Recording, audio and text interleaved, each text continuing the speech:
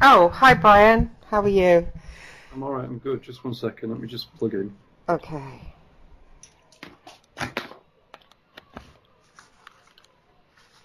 Right, I'm plugged in now. Oh, Yeah. good, good. I'm glad I got speaking to you actually. I was looking last night because I do a radio show. I'm an ex-Fleet Street journalist and I do a radio show with an Hmm. American station and I decided to have a guy on. I'd seen him on YouTube and he's a Muslim imam from Oman, and he does casting out of jinn. Yeah. And I thought, oh, that's really interesting because he was on YouTube talking to one of the jinn and trying to convert them to Islam, and then he sets them free. And one conversation he had with them was quite interesting. The woman who had it, the so-called jinn, was gloating about the state of the world, and I thought, oh, that's fascinating. So I've always been interested in the occult, whatever. Yeah. I'm a bit. Look, can I be honest? It's theatre. Oh, really? Yeah, it's complete theatre. Okay. Oh, Yeah, just sort of mention it. The jinn uh, are just uncontrollable, really. You have to have a kind of a unhealthy truce with jinn. Yeah. Okay. right. Um, it's very unusual for like an Imram to be so open about working with the jinn because, yeah, they do ruqya and they expel them from the bodies of Mm. people. However, the complexity of jinn far outstretches anything that you can possibly imagine. At the moment, I'm still suffering from being attacked by a jinn over 4 months ago. Okay, the jinn was I was helping a person who had been attacked by a Sufi, and it was really a setup. They set the jinn onto me, and at the moment, I'm still battling with it. So when you go into the world of the jinn, you go into a world which is full of people who are incredibly deceptive, incredibly nasty. It's all about trading power, and it's all about an exchange of energies between the jinn that you have, your desires, and the victim. In a nutshell, there's nothing nice about the jinn. Well, what happened? You might be interested in what happened because, I mean, after what happened, I was researching it and I thought, oh, Eric Coetting might know. And I had Coetting on the show a couple of times, and I found you see, and what you Hmm. said resonated with me because I was looking for it, and there was Rosemary Ann Guiley who's done loads on it all over YouTube. Spent ages listening to her, and she doesn't actually know anything. Drove No, me. she knows fuck all. Yeah, Seriously, sorry for I swearing. She knows absolutely no, you're fuck right. all. It made Yeah, me angry too. It made me yeah, angry. And yeah. I found you, and I nearly didn't watch you because some arsehole, and I must correct him, wrote underneath, oh, he didn't know anything. Rosemary Ann Guiley's your woman. And because I knew she was shit, I listened to you, and I thought, yes, thank God, here's someone at last. So I was quite excited to track you down, and I nearly didn't because you spelt your name wrong in that video underneath. And Yeah, yeah. It's just to stop idiots, to put it bluntly. You know. oh, Oh yeah. really? Yeah, yeah. I mean, Yeah. one of my close colleagues is Garrett, who is an incredibly powerful magician, and literally he spends most of his life just fighting people who are cursing him all the time, Really? which is a real shame because he does incredible work. He works curing cancers Wow. and stuff like this, and the trouble is that there's these poor deluded fools on YouTube who will,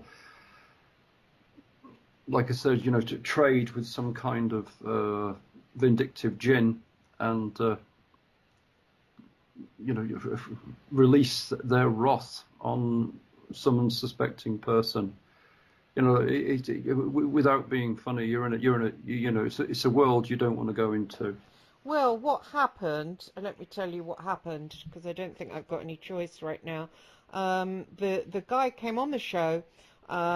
He said he was. I chased him down because I was fascinated by it, because I work as a psychic as well, and a spiritual medium, so I channel, you know, spirits, whatever, and so I'm fascinated by that world, and which is why I had coetting on, and you know, that kind of thing.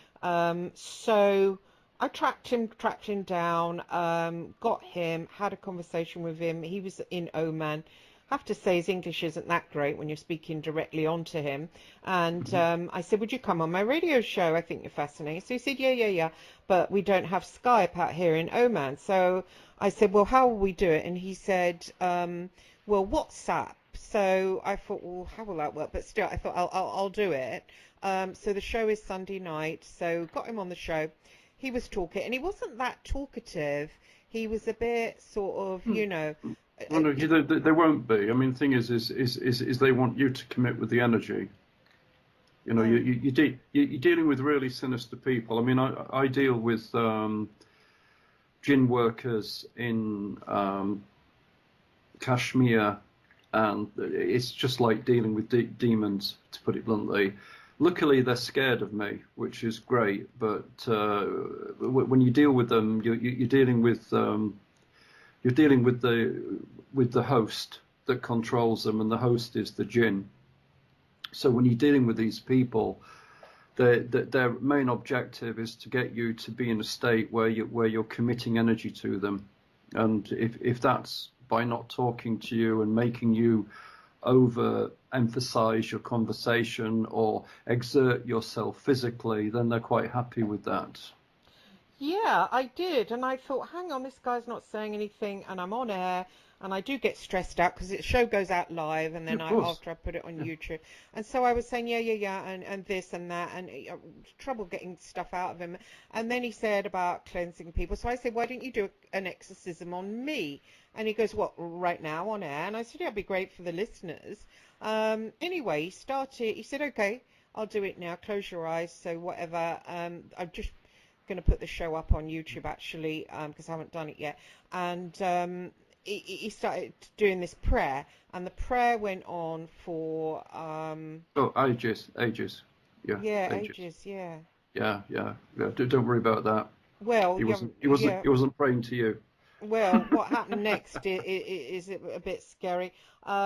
He then said, okay, and when that had finished, and it went on for a long time, and he kept getting cut off.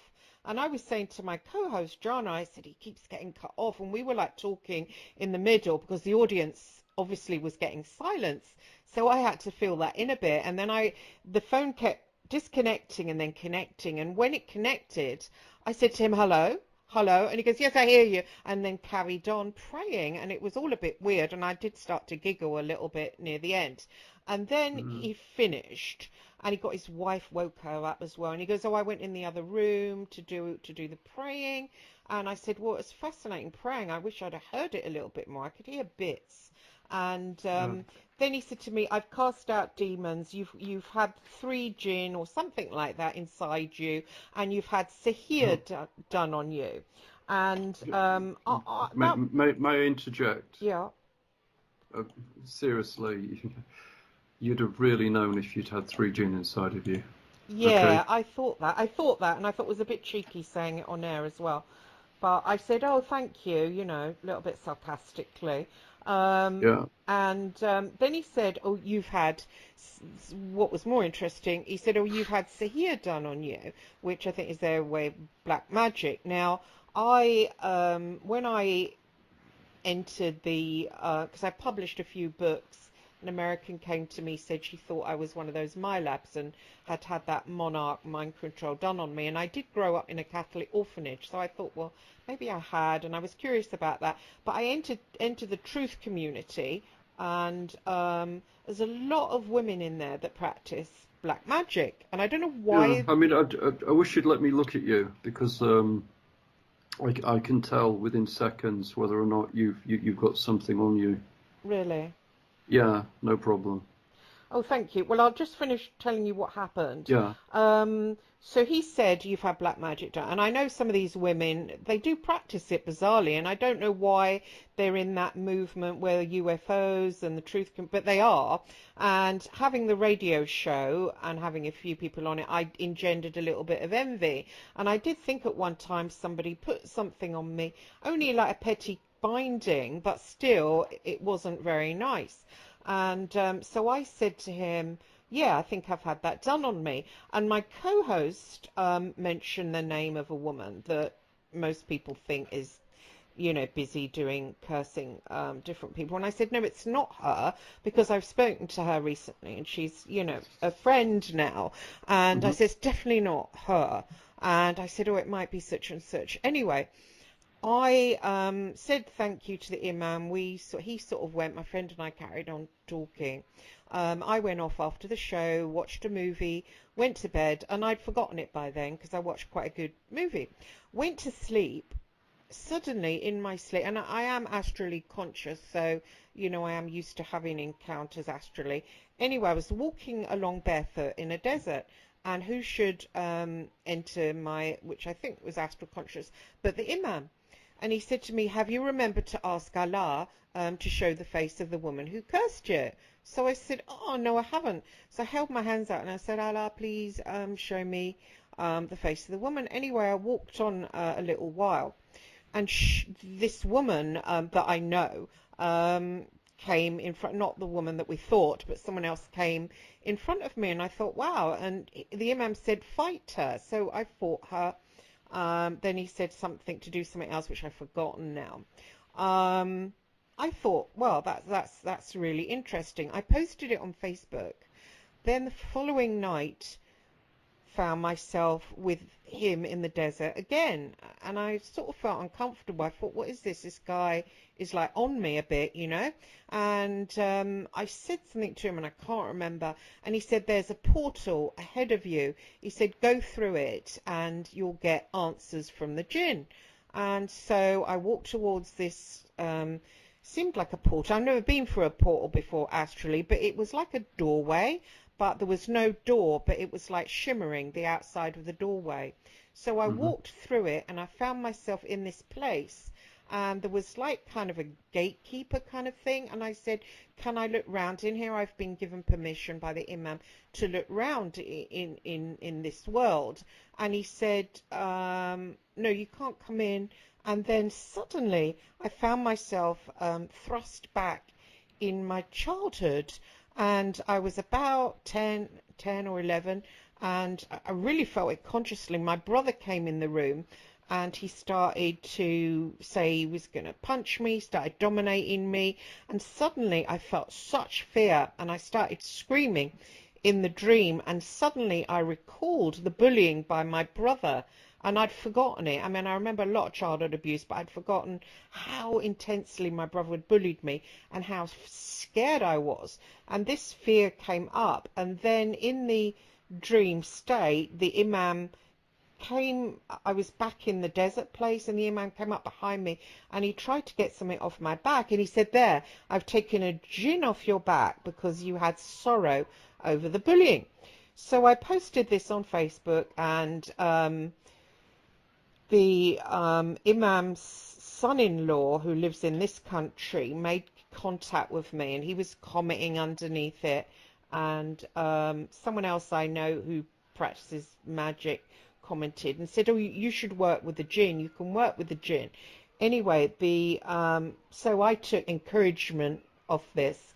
The following night, I tried to reach the portal by myself in the desert, and I managed to get there. I tried to get inside, and I was too late. You went in? Yeah, I went in, and when I went in, he said, you can't come in because you're impure. So I said, how do you mean? He said, I'm going to have to change you into something else. So he turned me into a spider, a really small spider, and he said, now you can look around. And I was quite uncomfortable, so I kind of came out of it. And he communicated to me, he said, there's some parts you can't go because they will rip you up because you're human.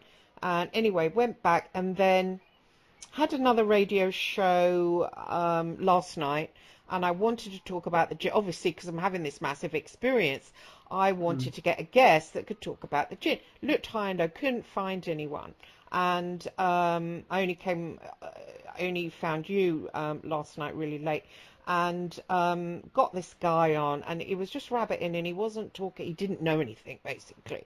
And then lastly, there was another chap who knew a little bit more. He knew a little bit about Solomon, which you confirmed. He said Solomon had dealings with the Jinn. Anyway, last night went to sleep, and I couldn't sleep for ages. Got to sleep at about 7 a.m.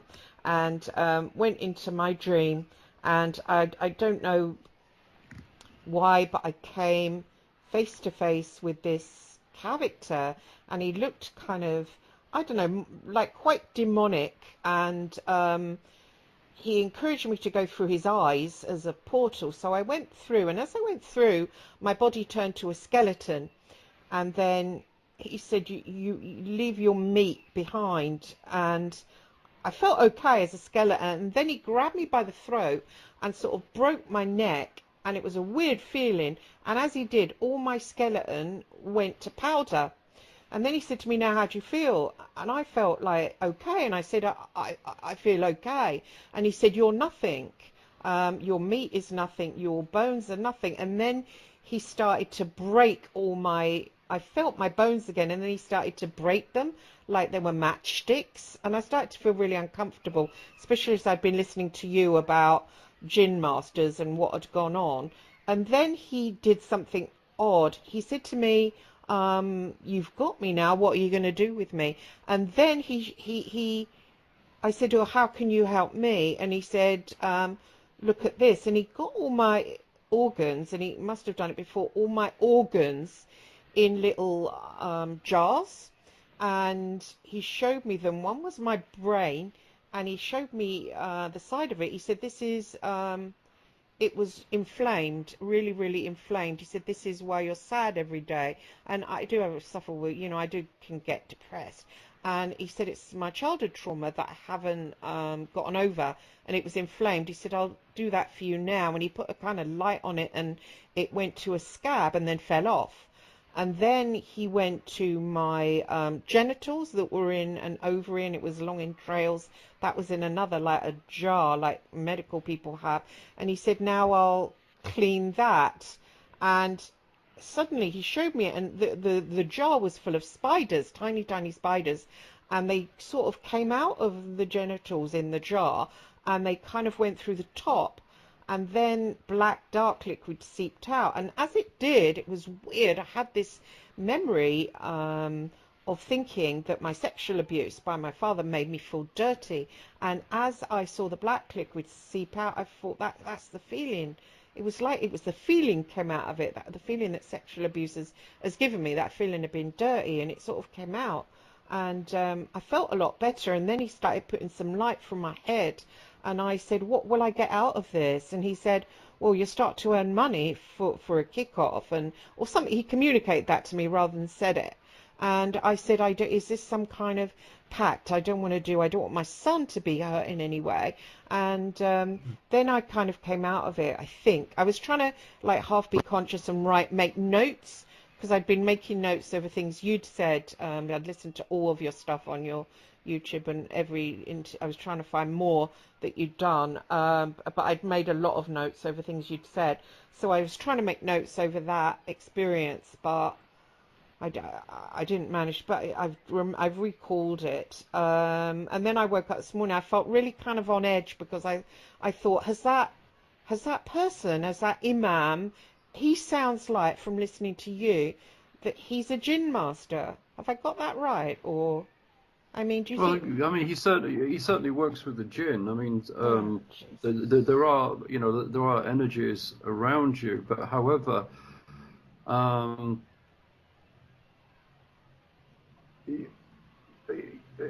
what you're saying, they didn't harm you. Yeah, Well, what was that weird experience of making me go to a skeleton and then turning me to dust? What's that all about? It made me feel a bit uneasy. Descartes. What? Descartes, René Descartes. Don't think of them as demons. Think of them as angels setting you free. Really? Yeah, yeah. Essentially, the um, the whole process of death is the demons will smash the body so that the soul can ascend quicker. No, really? Yes, What was that called? Did you call it something? it was by René Descartes. You know, he said, "Don't think of them as demons. Think of them as angels Oh, setting you free." so that's what he was showing me last night.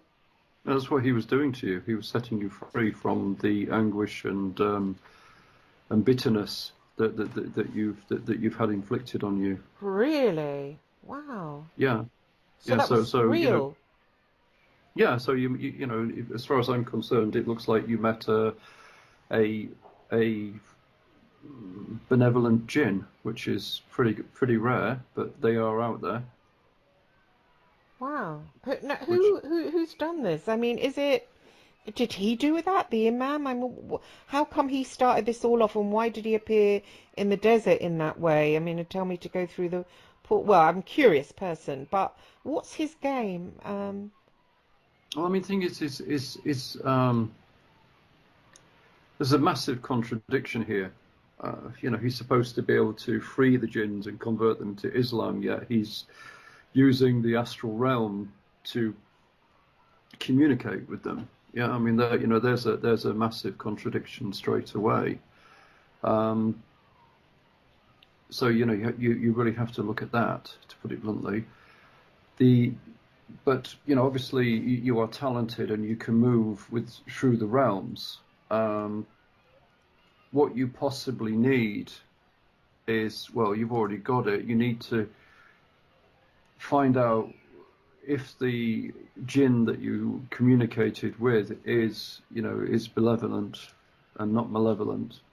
If that's the case, then you have a good chance of having a good relationship with the entity, so to speak. However, the only thing that I will warn you is that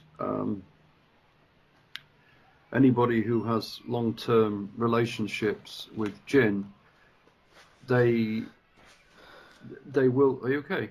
Yeah, I'm just a bit stressed. That's all a bit No, no, much. just relax. Anyone who has a long-term relationship with a jinn will never ascend to the higher levels of consciousness. They keep you within their realm, what they call the kaf. When you had the opportunity to go through the vortex, that was going into the kaf, and the first thing that they do is they put you through a repeated scenario which extracts the most fear out of you. Okay, because essentially that's what they want. They want the fear. They want the fear energy, and that's why they do it. Yeah. That's why they did Okay. that. That's why they pushed me back to being with my brother. That was the feeling I got. It was Yeah, literally of course, you know, terror, their terror. currency is energy. Yeah, their Pardon? currency is energy. Their currency is energy. So So, why did they to get sort of payment to go through? They didn't let me through. Well, I guess they did, but only as a spider. What was that about? well, as they quite rightly said, they didn't want you going through as a human. You can't go through as a human. You know, it's the Wow. calf. It's the calf. If you do go through as a human, you'll go insane. It's as simple as that. Really? Yeah, Wow. yeah, Why? Why? yeah. Well, because the calf is a place without time, without sensation, and everything is possible within the calf. However, when a person was in the calf, which is written about many times in English folklores, where the fairies take the person into a realm of consciousness which keeps them there for 100 years, and everything else around them changes. That is the calf. That is, you know, the remnants of the calf. It's you know it's where the jinn live. What's it? The jinn How do you spell it? K. KAF calf. I've never heard of any of this before. Oh, you know, so you've come to the right stop. I know, I found you. I was so excited and I thought I wouldn't be able to get speaking to you. So I was like, Christine, don't get excited. You might not be able to get speaking to him, you know. And I can't believe I'm speaking to you. It's excellent, excellent. I must have you on the show if you're free next Sunday, are you? Yeah, no Oh, problem. excellent, But but but, excellent. but, Oh, but but can you thank just God. please let me look at you, Christine? I really Yeah, want to understand what's going on with you. yeah, would you? Yeah, thank you. I've picked up some energies, but I want to know where you are with them. Well, I'm Okay? feeling fear. Look, there's no point in feeling fear. Okay? Yeah. If you want to feed them irrevocably, then just feed them fear, and of course they'll give you more fear. Oh, okay. Oh, okay. That is their currency. You know, they thrive on fear, so to speak. Right. I just feel scared that, as soon as I shut my eyes. I mean, I did get one time attacked Oh, by a black but magician called, do you know Michael Aquino? Have you heard of him? I know of poetic. course, of course. Yeah, I emailed him and I said, I want to know about these monarch mind control things. Do the Catholics, are they attics? I grew up in a Catholic orphanage and psychic as a kid, and I did, end up doing a lot of weird sort of spying work around terrorists. And I said, did you have anything to do with these programs? Can you speak to me? And Of course he did. He's 100%. He's completely tied into it to his neck, to put it oh, I bluntly. see. Well, he wouldn't let me interview him. He ended up being interviewed by a guy I know called Miles Johnson, but the interview, it's on YouTube, but it was total. He didn't ask him anything. But I kept, saying, could you speak to me? Anyway, I was going to sleep one night and this white rabbit appeared in front of me, and it was really Hmm. strong in my mind's eye. Then it shot off horizontally. Then it kind of went down as if going down a hole, and at the bottom I was face to face with Aquino, and he went, "What do you want? What are you interested in?" And had a weird experience. He said to me, I said, "I suppose I want love," and he said to me, "Follow me," took me down a corridor, showed me this shape within a shape within a shape, and he said, "Climb inside it and you can get in the consciousness of anyone you want." And I said, "What about Jesus though?" And suddenly I found myself back on my bed, and I spoke to him about, I spoke to Aquino about it. I emailed him and told him what happened, and he said, "I'm going to change the lyrics to Jefferson Jefferson, that White Rabbit song, Jefferson." Yeah, yeah, He yeah. said, "I'm going to ask Edie or something, the lead singer, to change the lyrics now to incorporate our little adventure." So he didn't like deny what happened, which I thought was like far out. But then he kept coming to me and asking me who I was, what I wanted, and I said, "I don't really know who I am." And he started to taser me, and I really didn't like that, and it went on quite a lot actually, that kind of attack. But I've spoke to him, I'm not on bad terms with him, but that kind of thing I'm wary of, that kind of thing, like I was shutting my eyes and he was just yanking me out of my body by my feet, and I didn't have any control, and I had continued consciousness where I would try to go to sleep but find myself somewhere else and very, very conscious of it. And so when I got out of bed, I would think, well, how come I'm not tired? But actually I wasn't tired. And that scared me quite a lot, all that. And so I'm feeling that maybe I'm in the same position now, because I went to sleep last night and there was that being, and I don't feel as if I'm in control. Yeah, well, the thing is, of course you're in control. Oh, right, okay. You know, I mean, the thing is if you want to feel out of control, then yeah, c'est la vie. You know, that will happen. Oh, However, you have to understand that it's you have to have will and faith in yourself. If you have will and faith in yourself, then you will always be in control. right. You know, I'm sorry to be so matter of fact about it, but It's just it can realistically, do more than me, well, to say the least.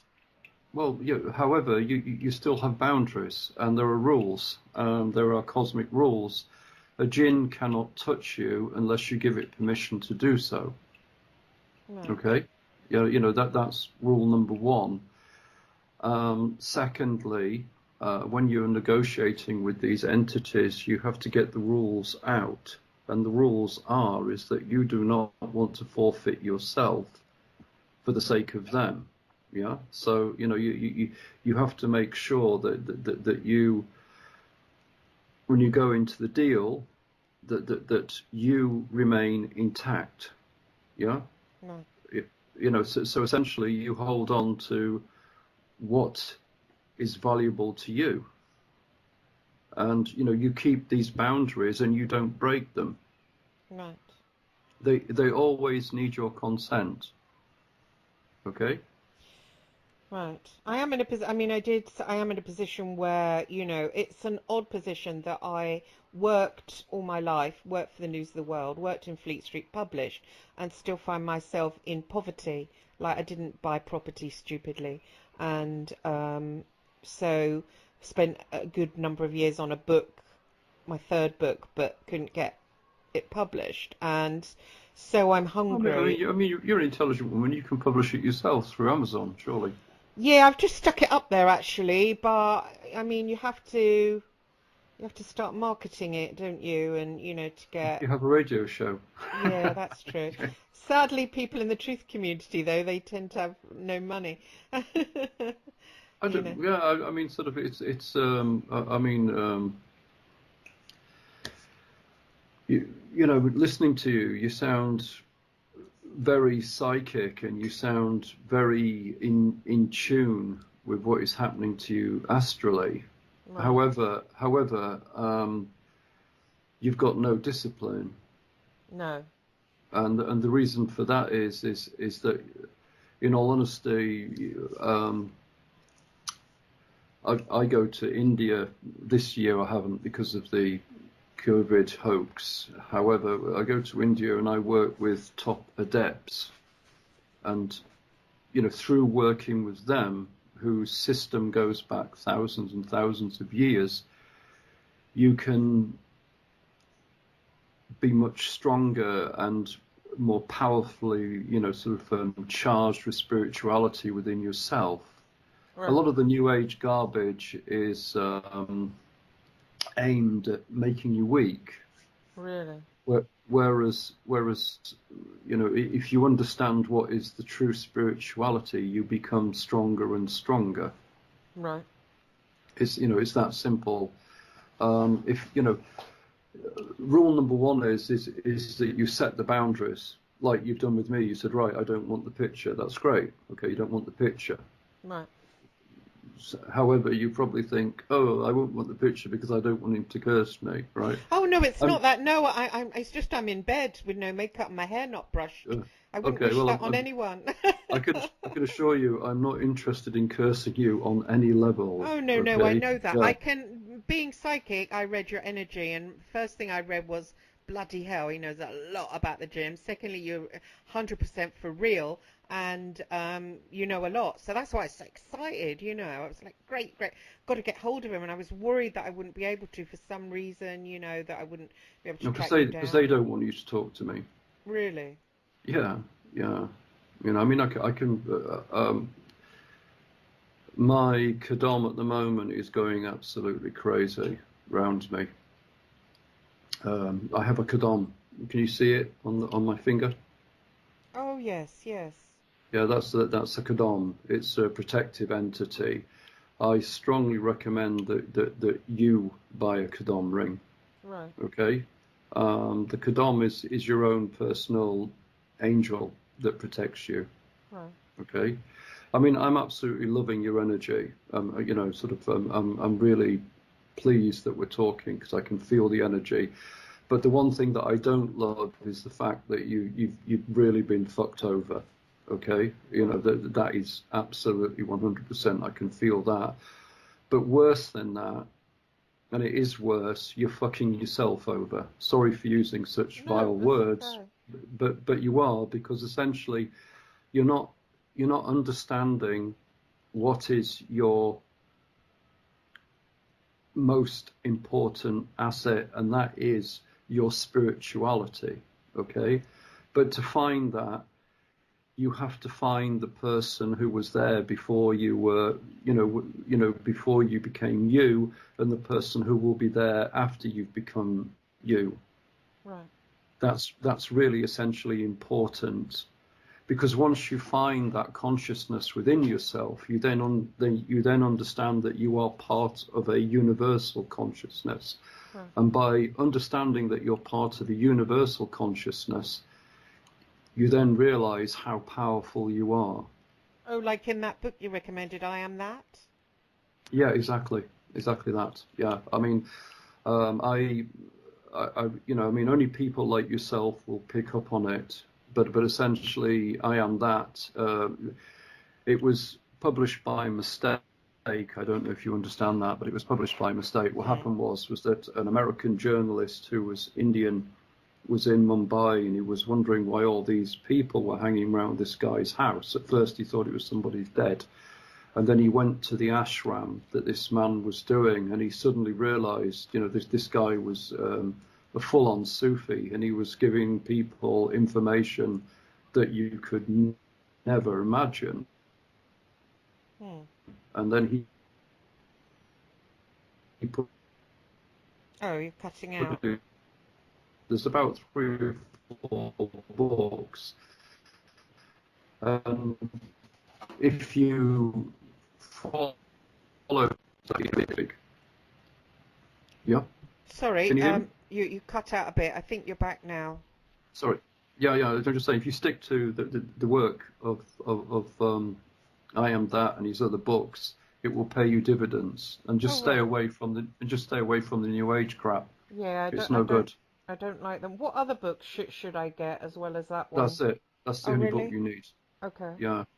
Essentially, it's your passport to what is true spirituality, really. I mean, in India, they call me Babaji.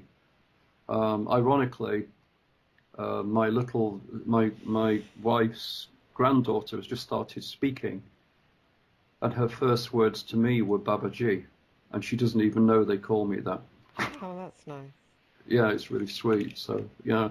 So I think it was destined that we should meet, and I think it's destined that you stop messing around with all this New Age crap. Right. Concentrate on something like that. I Am That. Yeah. When you meet the Jinn, obviously you've already started this process. You need to hang on to your values and your systems, and you do what you want. You don't do what they want. Okay? I was horrified to hear myself saying the old chestnut, can I get money? I just winced I just winced, and I thought, God, is that what I'm doing now? Sort of bringing up money, like a kind of, it's hardly very spiritual, is it? Well, I mean, it all depends how you look at money. Yeah. Okay. Yeah. I mean, essentially, money is energy. That's all it is. It doesn't exist on this. It doesn't exist at all. As you know, if you're a journalist, you'll understand fiat money system. You'll understand the you'll understand quantitative easing, etc., and you'll know that the money actually doesn't exist. However, the energy associated with the money exists.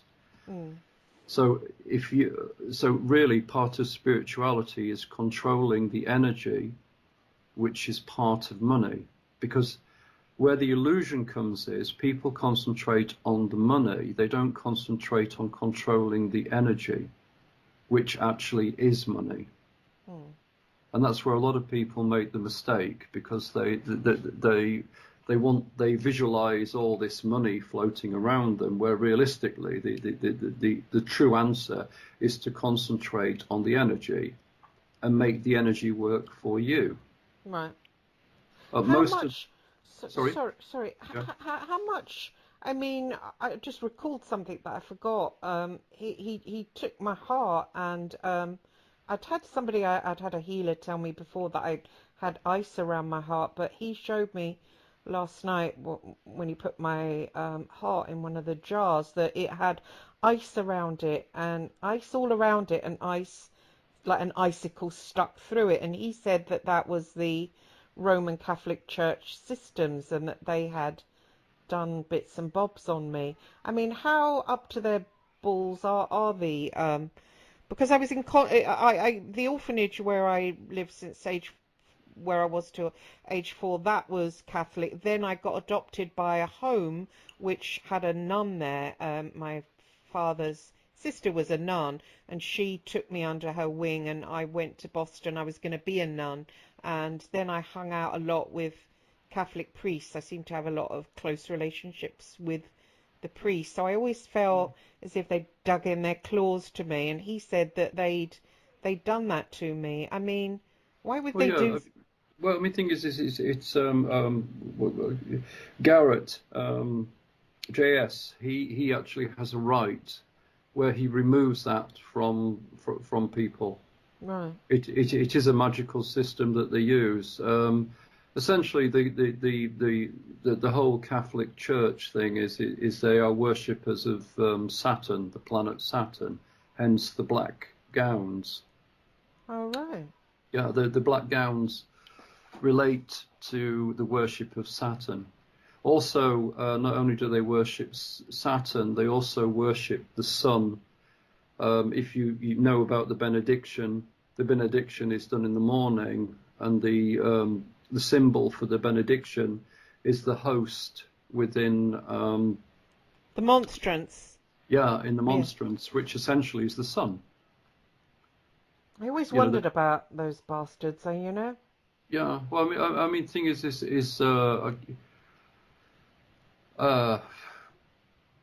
I just want to take you under my wing because I can just see, you know, how much somebody has messed with you. Yeah, they have. Realistically. Why have they done that though? Well, because essentially you were by yourself, you were defenseless, and you were easy meat. You know, it's that simple. So Yeah. kids that go into their orphanages, they just screw with them, do they? Of course. It's Of course. disgusting. I knew it. I knew because my adoptive father was, first of all, they gave them to cousins. So my adoptive father was 10 years older than my mother, and they were cousins, first cousins, and they hid it from us, me and my brother. My brother bullied me, and my father sexually abused me. And my father, adoptive father, not blood connected, he was like a child, and he sexually abused me. And when he'd finished No, I sexually mean, abusing, it's breaking my heart listening to this. You know, it's breaking my heart. I mean, you know, you were just a young innocent, and you've been abused, you know, irrevocably. However, like I said, it's sort of, you know, it's just so aggravating for me that you're so talented, yet you've just been, I can feel it, you've been hanging around with people who've just extracted that energy. They've not told you how to develop that energy. Okay? but so the Catholic Church, they put me with abusers. I got the feeling Of that they course. did it deliberately. What do they get out of that? Well, I mean, essentially, it's all about energy again. You know, it depends what deity they're working with or deities they're working with. I met a Jinn adept, and he told me that everything is Jinn. Get over it. Really? Yeah, and the more I've been in this world, the more I realise that everything, you know, sort of to do with this realm of existence, not to do with the spiritual realm, is Jinn. You know, don't kid yourself.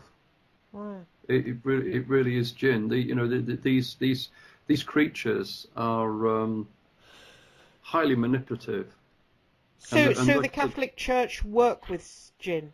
I'd put money on it. I put serious money on it. I mean, essentially, within their rostrum, they have the snake, and the snake, of course, is the symbol for the Jinn. Is it? Yeah, yeah. I mean, you sort of like you must have seen it. The snake in the in the Vatican. No, have you not I've seen seen it? it on the Caduceus, but I haven't really seen it in the Vatican. I found that boring as a kid. I was made to watch the Pope get inaugurated and all that. So I, you know, as I became a teenager, I sort of got a bit sick of it. But then I did go back to the church. I did make friends with a Jesuit and went along to his little classes He held Yeah, I mean, actually. Jesuits are incredibly powerful because essentially, you know, they are very close to the magic. There you go, I've sent it to you. That's in the head of the Catholic. That's in the Vatican. You can see it. It's a snake. Yeah. Yeah. That's odd because when I was having it was a guy called Father Michael Barrott. I was going to classes and I was surprised that he was busy teaching us magic actually. You know, he was teaching us we were supposed to get in the heads of people in the Bible and try and get our consciousness to be in these little bits like, you know, when Jesus is out in the boat and try and get your head into one of them. And I said to him that I wanted a baby because I was single, didn't have a child. Hmm. And I said, I want a child, Michael. I used to come along before the seminary. I used to come along before the lesson started so I could have time alone with him. And he said, well, I'll see what I can do for you. And it was only a couple of months after that I went to Ireland and met somebody and got pregnant and had my son. And I told him, and he goes, well, I'll baptize him. And this is before I knew, you know, much. And so I let him baptize him, which, you know, thinking back now at the whole scenario, seems a bit weird. Well, yeah. I mean, you know, these people are doing it for thousands and thousands of years. You are psychic. You are very powerful. Unfortunately, as I said to you, that power has been completely misguided and misdirected, and it's not done you any favors, really, No. to put it bluntly. I mean, till recently, I had a guy, my ex, who was around me. Anything I tried to do, talked about that was mystical, he would start saying it was evil in front of my son, and he put so much energy into it that, you know, I don't know if my son sort of believes it now, but making out I was stupid, making out I was a Yeah, I silly mean, woman. but what's that about, really? You know, I mean, Yeah, I know, yeah. sorry, but I mean, you know, I mean, I don't want to be um, sort of hard-headed about this, but this was your choice. Yes. Yeah, you know, so this is you know, look, I work with the Jinn, I work with supernatural entities. You have to understand how powerful you are. Yeah. Mm. If you allow somebody to talk to you like a piece of shit, they'll carry on talking to you like a piece of shit. Yeah, he did.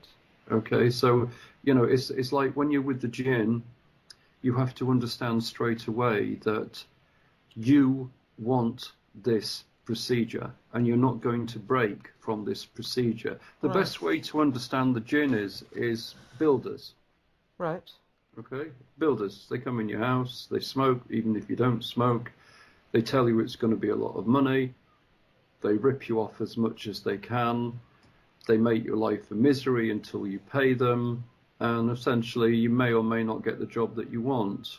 Mm. However, if you approach them from the right dynamic, where you are in control and you never lose control with them, then you get exactly what you want. Yes, it's a lot of work. Yes, you get a lot of abuse.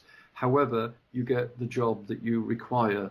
One lapse of concentration and they're in control. Right. It's exactly the same when you're dealing with any entity, any demon. You have to be in control. Yeah? I mean, you know, Right. you're very psychic, etc., etc. I don't question for 1 minute what you're telling me. When you were telling me about Aquino and people like this, I went with you in your head. I could see it. Mm. You know, so I totally believe you.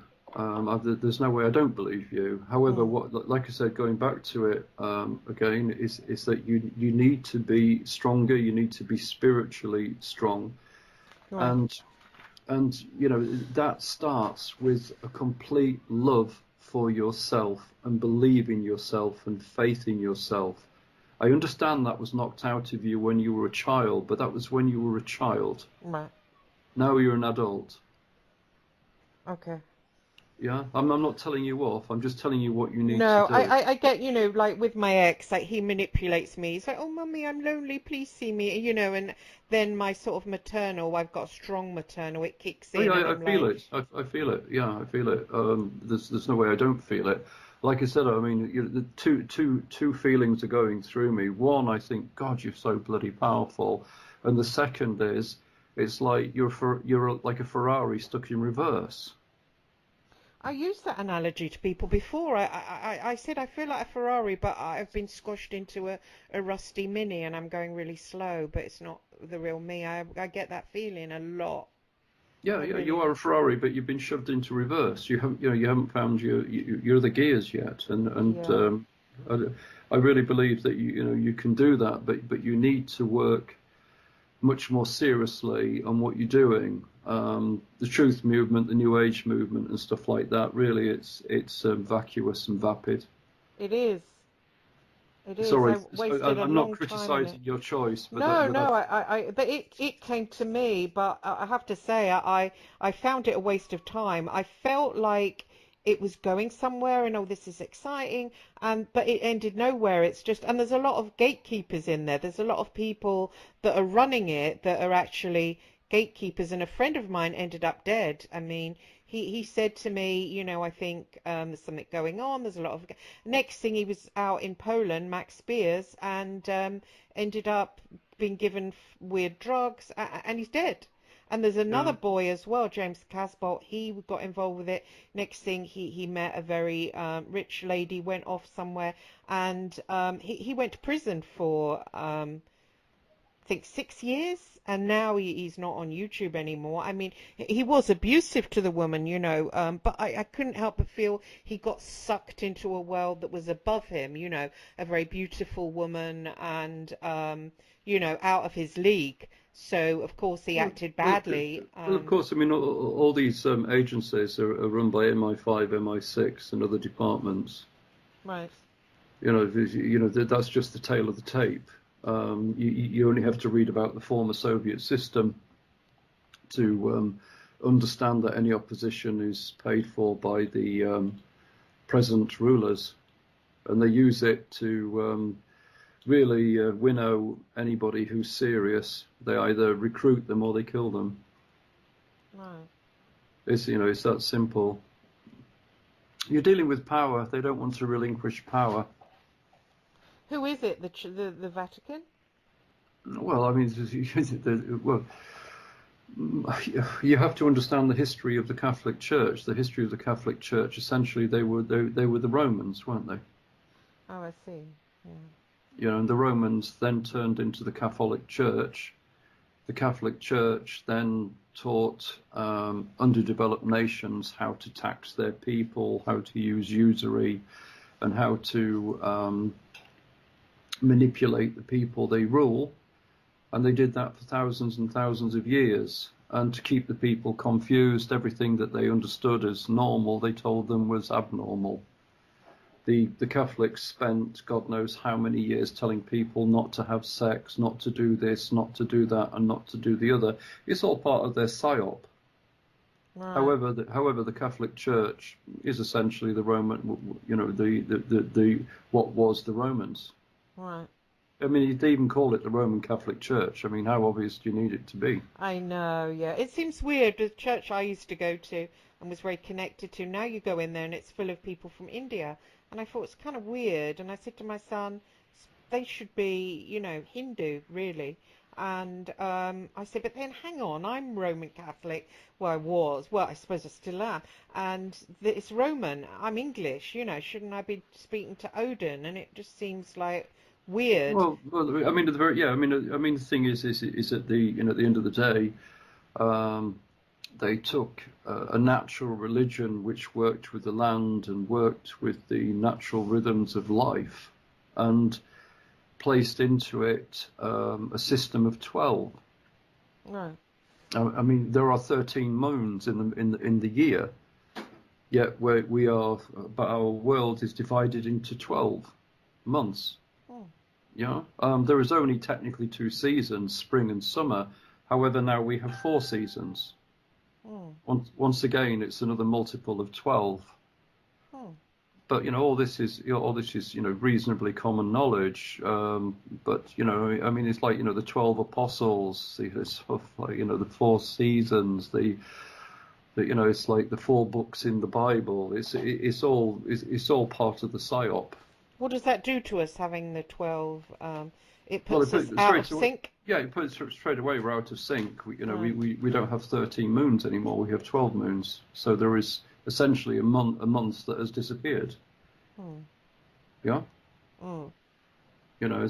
However, this is not really the issue. The issue is to claim back what is yours, and what is yours is a religion which is much more sympathetic with how you live, as opposed to one which tells you how to live. Well, oddly, I was doing psychic readings on Indian people and a lot, and I found that better than doing it on actually my own race, because my own race I found attachments, and I take them up to a different level, take the attachments off, but then the attachments would come at me, and so I was starting to feel sick all the time. But when I saw Indian people, I would feel connected to their gods, and I ended up going to a girl's house and she had a Hindu temple, and so I just recently bought a Hindu temple, and the guy who gave me it, he had loads of statues and pictures, and I put the pictures up last night actually, and I felt so much warmer. I mean, I don't know what those, I've got one next to me which is, I think, Lakshmi, but I feel warmer with them around me. Are they the Jinn? Lakshmi and Shiva. I mean, it's like the jury's out with this. I can't really tell you either way. The one thing that I will tell you is that people who pray to these entities pray to them on a more cosmic related relationship, as opposed to an earthy related relationship. And for example, if we look at the Vedic Astrology, the Vedic Astrology has entities called the Naga, and the Naga are, in fact, the Jinn. Are they? Yeah. So to say that, there's a saying in Hindu, all sort of, all snakes are Naga, yeah? Right. But not all Naga are snakes. Okay, Right. that tells you straight. I mean, the symbolism of the Jinn is always the snake. Is always the snake. That's weird because I've got that on the side of my car. I've got the psychic thing, and I thought, what symbol do I want?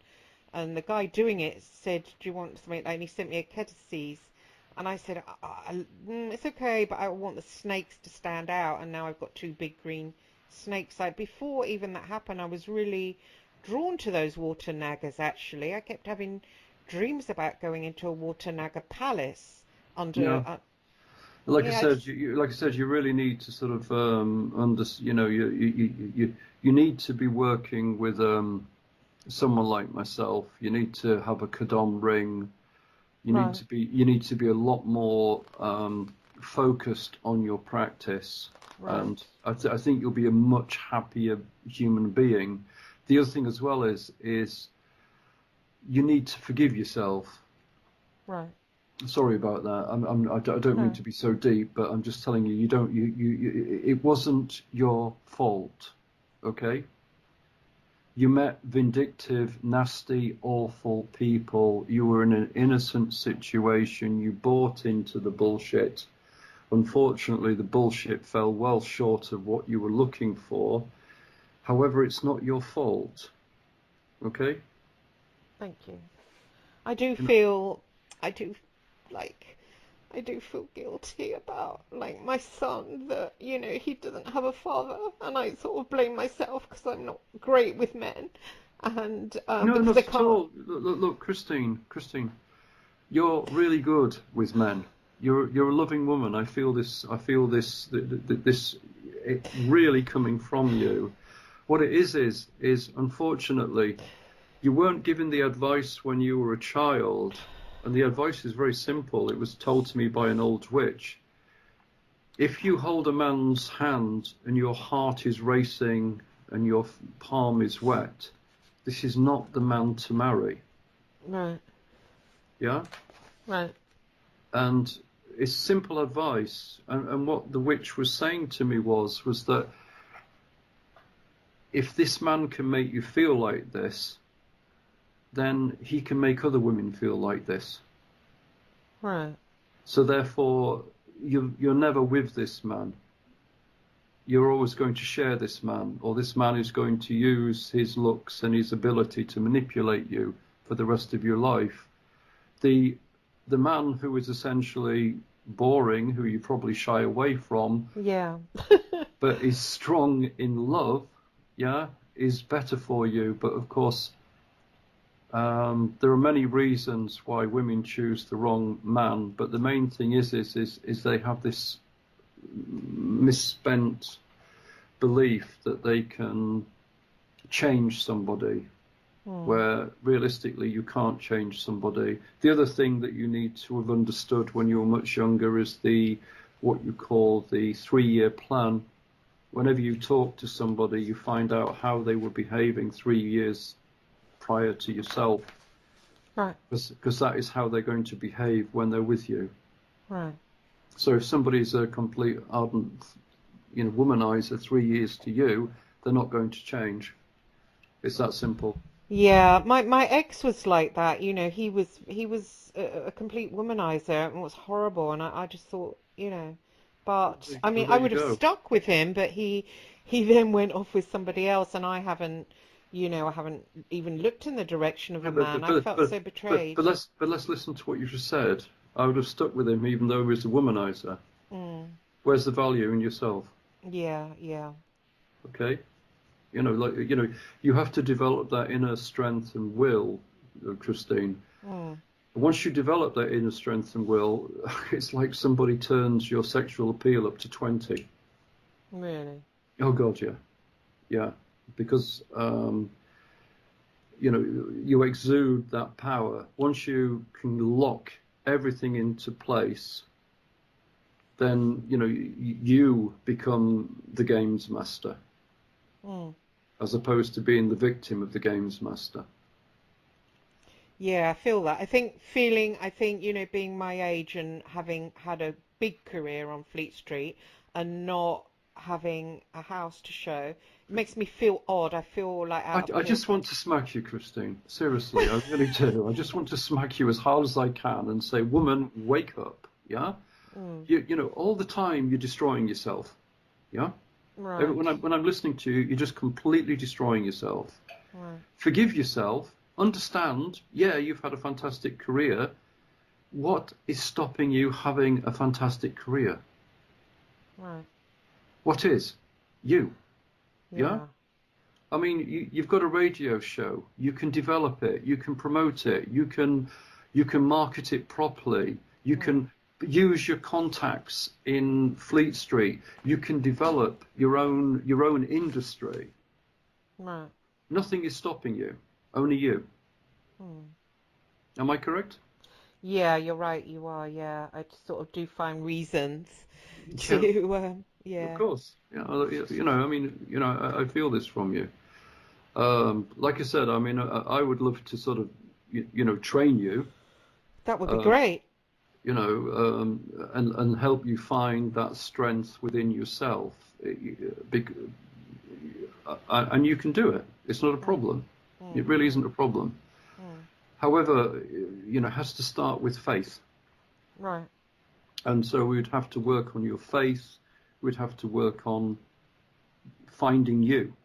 Yeah? Right. And once we find you, you don't need me. You don't need anybody. Right. And that's what I would want, to put it bluntly. Thank you. I'd like to do that. I mean, I'd like to do it. It's not that I'm a showboat that I'm saying, should we do some stuff on air? It's just I think I like to share. I like to share things, and my journey's been quite public. I did publish a misery memoir a while ago. So, I mean, could we do some stuff on air on the radio show? Some teachings, or would you want to keep them private? I mean, realistically, it's just that I don't trust your audience. Oh, sorry. Yeah. No, I don't either. I know what you mean. Yeah. Sometimes I put posts and stuff on Facebook, and I think, stupid. You've given somebody too many people out there that are, Yeah, doing that thing of cursing, or doing that, you give them a hint of your weakness, and next thing you can Yeah, feel them. exactly. You know, so that's why it felt wrong for me. I mean, yes, it would be lovely. It'd be lovely to work with you. Seriously, it would be amazingly, you know, to work with you on the thing. I mean, I would love that. It would be. Well, maybe we could do both. But like I said, I think my only problem is the audience. Yes, Yeah. yes, You need to find who you are. Yeah. right, right, And you're not going to do that unless you know, sort of, unless you concentrate and make it your priority. Yeah. right. Whereas if you're going to like do it publicly, etc., etc. Sorry, Yeah, you're a journalist. You know yeah, what bleeds leads. Yeah. yes. Yeah. You're right. And, Yeah, it does. Yeah.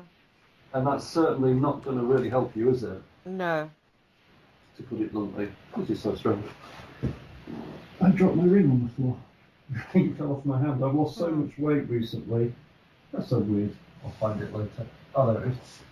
That's good. So what does the rings do? I suppose they're bloody expensive, aren't they? Here's me sitting here broke as a Oh, I'm on the sorry to hear bloody that. dough. Yeah, Oh, but I yeah, I know. mean, There we are.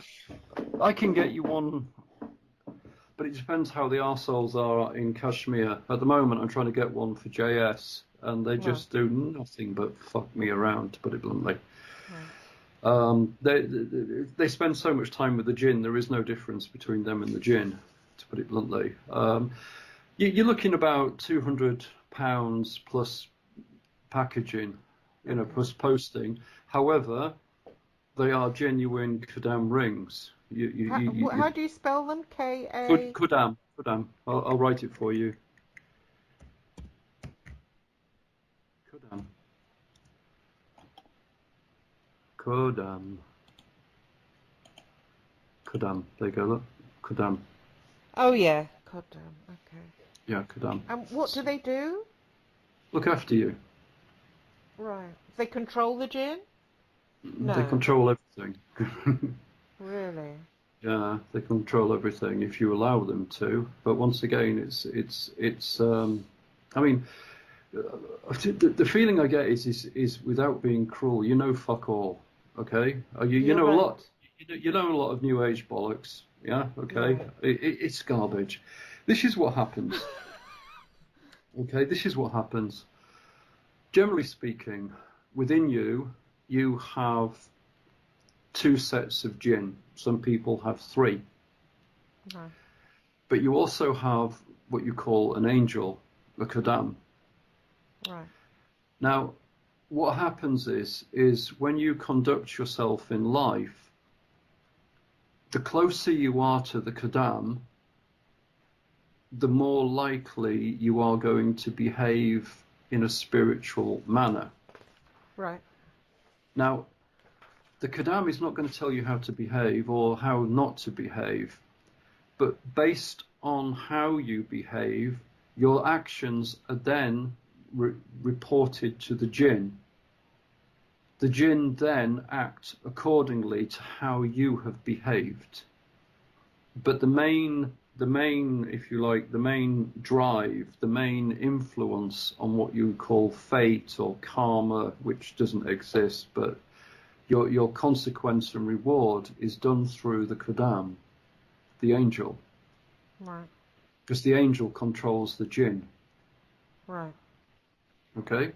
It's Right. that simple. It's that simple. So the better relationship you have with the higher self, I mean, this is all very Jungian and, you know, very Jungian. I mean, Jung said this. Jung stumbled upon this. The higher the relationship you have with yourself, the more likely your life will find harmony. And that's just one thing that you haven't found in your life yet. You haven't found that harmony within yourself. No. And I would like to do that for you because, you know, because to me, you're like Alice in Wonderland. Mm. You're playing with all these really nasty people, and you know, thank God you've not been hurt yet. Okay? Well, my childhood pretty much, that was a battering. That was a battering like a hell, you know? Yeah, but like I said, it's gone. Okay? Yes. You know, if Yeah. yesterday's gone, tomorrow doesn't exist. The only thing you have at this moment in time is now, the Yeah. immediate moment. And you keep on going back to the past Yeah. is feeding every jinn that comes up to you. It's like every day when you do that, it's like reaching into the cupboard, bringing out a lovely cake full of cream and God knows else, and giving it to the jinn, who's saying, "This is really nice of you. You can't think about being abused again, could you? Because I'm enjoying the energy so much." It literally Right. is. It's really like a kid's party every time you revisit that. Right. Okay, Okay. that's the energy they want, and you're giving it for free. Right. Not a good idea. Yeah. Well, I hope that last night, that, that jar exercise, whatever that was, that it has helped that, you know. Well, yes, but once again, it's like, you did the exercise without understanding what the rules are. Yes. Yeah, What were the rules for that? the rules are what you want. Right. Yeah, you are in control. You are a spiritual being that is connected to the universe. Okay, Right. if you want some being that is not connected to the universe telling you what to do, then c'est la vie. There's nothing I Mm. can do to help you. Mm. However, if you understand this power that is within yourself, then nothing should be able to stop you, and nothing should be able to prevent you from being the perfect, the perfect being which you were meant to be in the beginning. Mm. Mm. Yeah. Mm. Obviously, I'm very sorry what happened to you, but time to move on, Yeah. in my humble opinion. Yeah. Do you not think? Yeah, it is. Well, I've done loads of therapy to try and get over it. It's amazing how little that helps. Well, of course it But is. I've done Yeah. years of it. Well, Yeah. yeah. But the thing is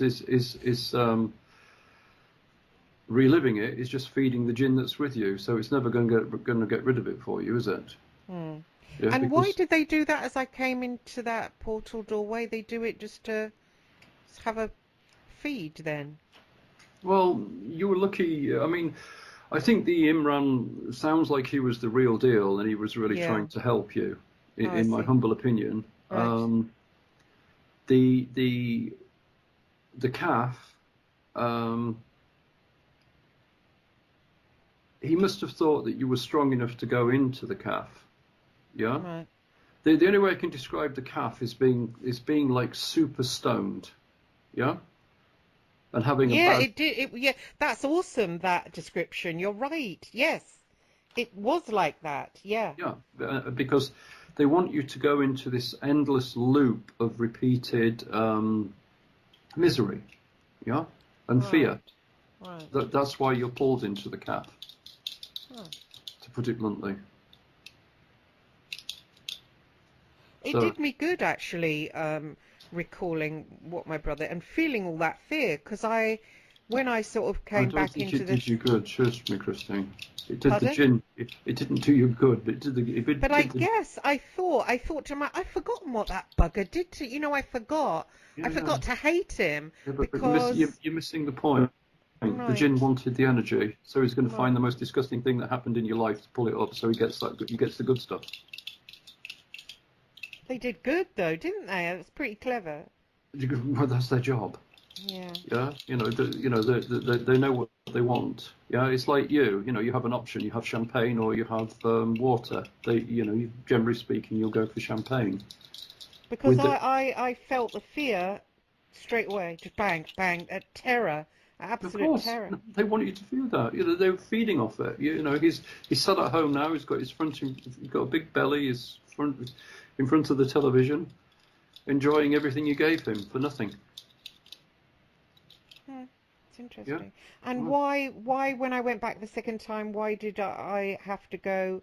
Oh, because he didn't want me as a human. I had to go as a spider. I didn't like that actually. I didn't like the feeling. you don't want to go in as a human. Really? Yeah, yeah, yeah. You'll never come out. Right. Seriously, it's a world you don't want to know about. I mean, you need to sort of build a relationship with the entity that you've got. You need to understand what this entity wants from you. They lie and manipulate all the time, so it really is like playing chess. Yeah. But Right. once you've understood that technique, I mean, my I book, notice you're a chess master, aren't you? yeah, I I mean, like chess myself. oh, that's cool. But Yeah. my book, at the moment, I'm just getting it proofread. I mean, this is absolutely monstrous trying to get it proofread because the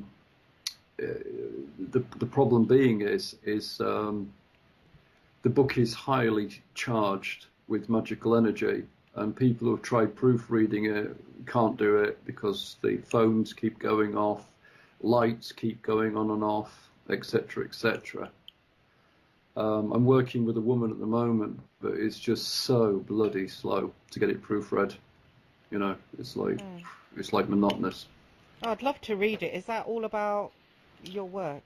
Yeah, yeah. I mean, essentially, but like I said, at the moment, I don't want to give it to you. You're a No. journalist. I mean, I write for magazines as Oh yeah, well. no, I would never leak someone's property because I have my books, and if somebody leaked I don't know what No, I'd do because I don't that's want all you to your work. die. I don't want you to die laughing over the English, over the Oh, I see.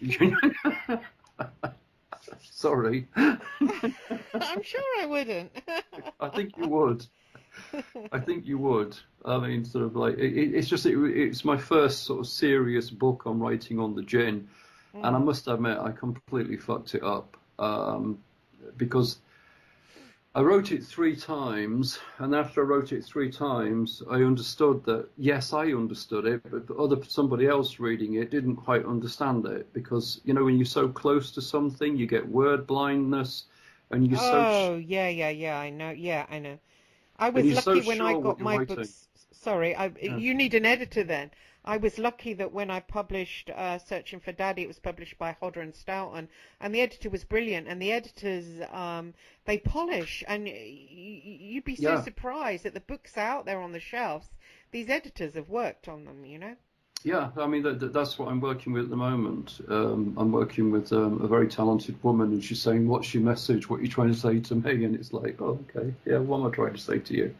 Hmm. Yeah, It's good that you've done it though. There's not many.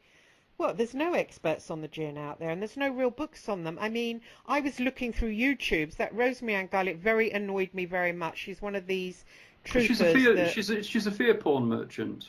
But I don't Yeah. think she knows it. I mean, I said on my show to my co-host, and she said to me she's just read a book about them. I mean, to compare someone. I don't even think she's read a book about them. Yeah, I no, think she's yeah, read Scheherazade, yeah, right. seriously, and then ran with it. In my Well, humble it's opinion. and put herself out there quite a lot. Really. She's all over the place. And you think, well, that's not right. It's really not right. I'm going to speak up about that as well because it's not right. And it wastes people's time. And then there's you, and you were totally buried, you know? I mean, if it hadn't been for I was looking last night and I looked through all the Islam, all their videos. They don't say anything either. And I thought, hang on, Mike Coetting knows something because, I know he's Hmm.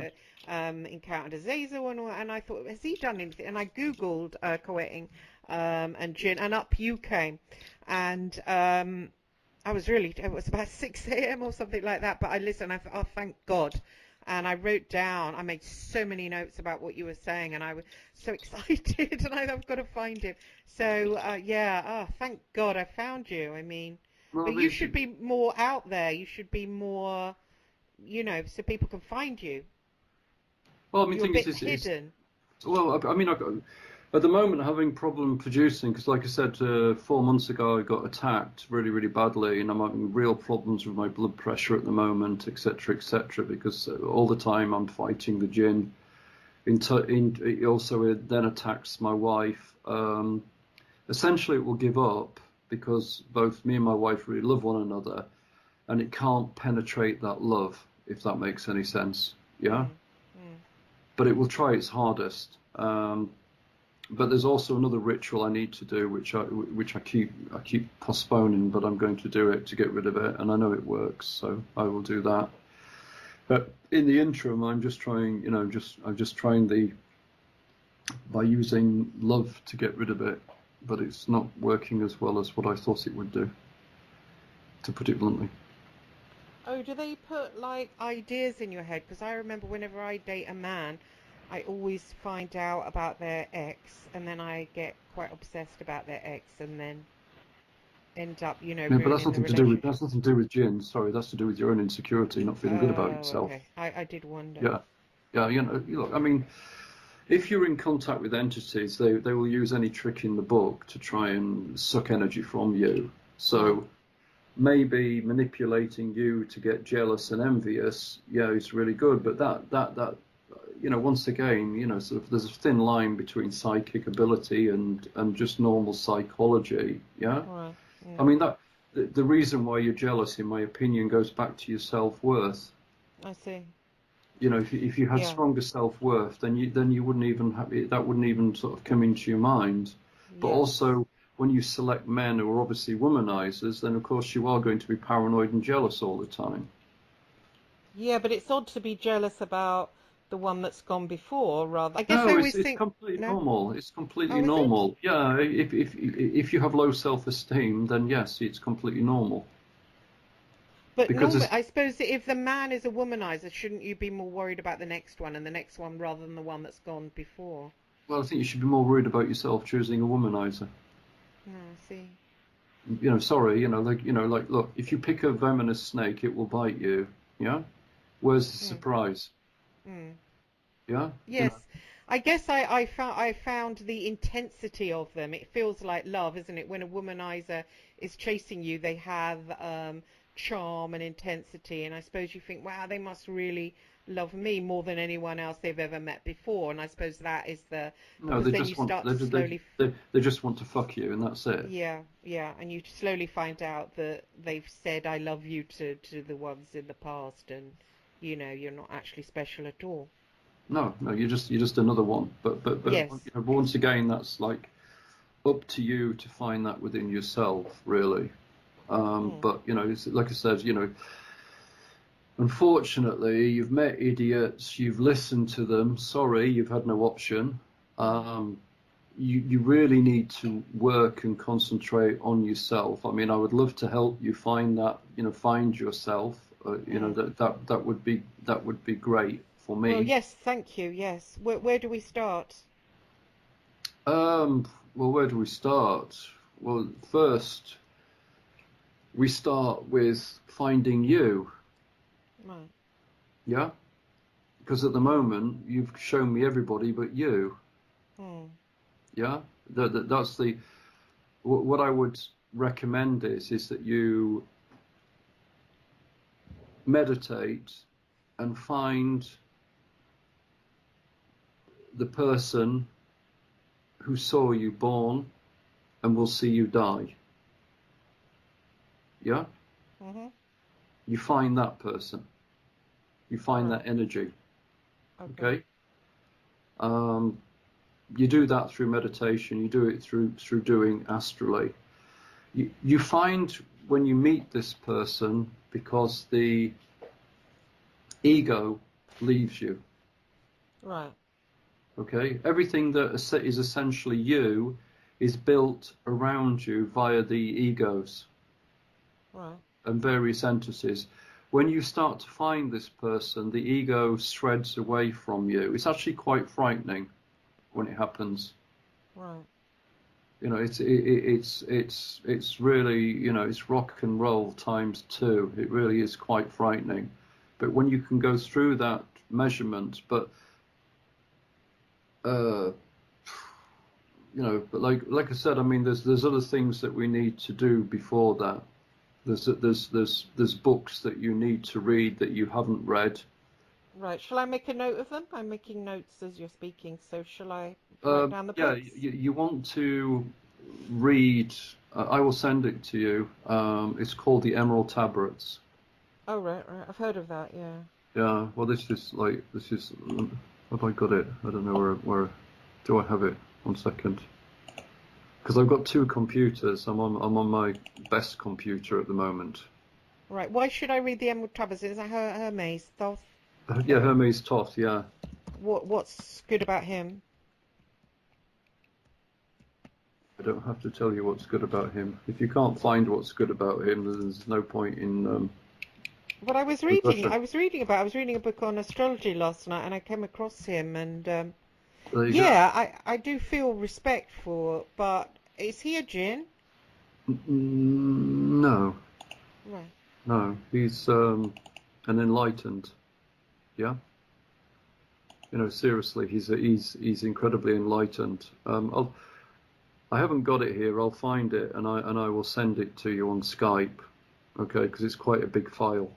Okay. Yeah. Thank you. But like I said, I won't tell you what to think. Mm. Okay. Part of the development within yourself is finding yourself and finding what is correct for you. Yeah. Right. Right. Any so-called guru who master who tells you how to think really is not a guru or a master. Is just somebody who's going to manipulate you. Right. Is Yahweh a Jinn? Yahweh in the Old Testament, the one who interacted with Moses. I know he asked Moses to fling down the staff, and it turned into a snake. Well, he's a thunder god for a start. Yeah, Right. Yahweh is a thunder god. Once again, the snake is in fact the jinn. Yeah, So he made a Jinn appear.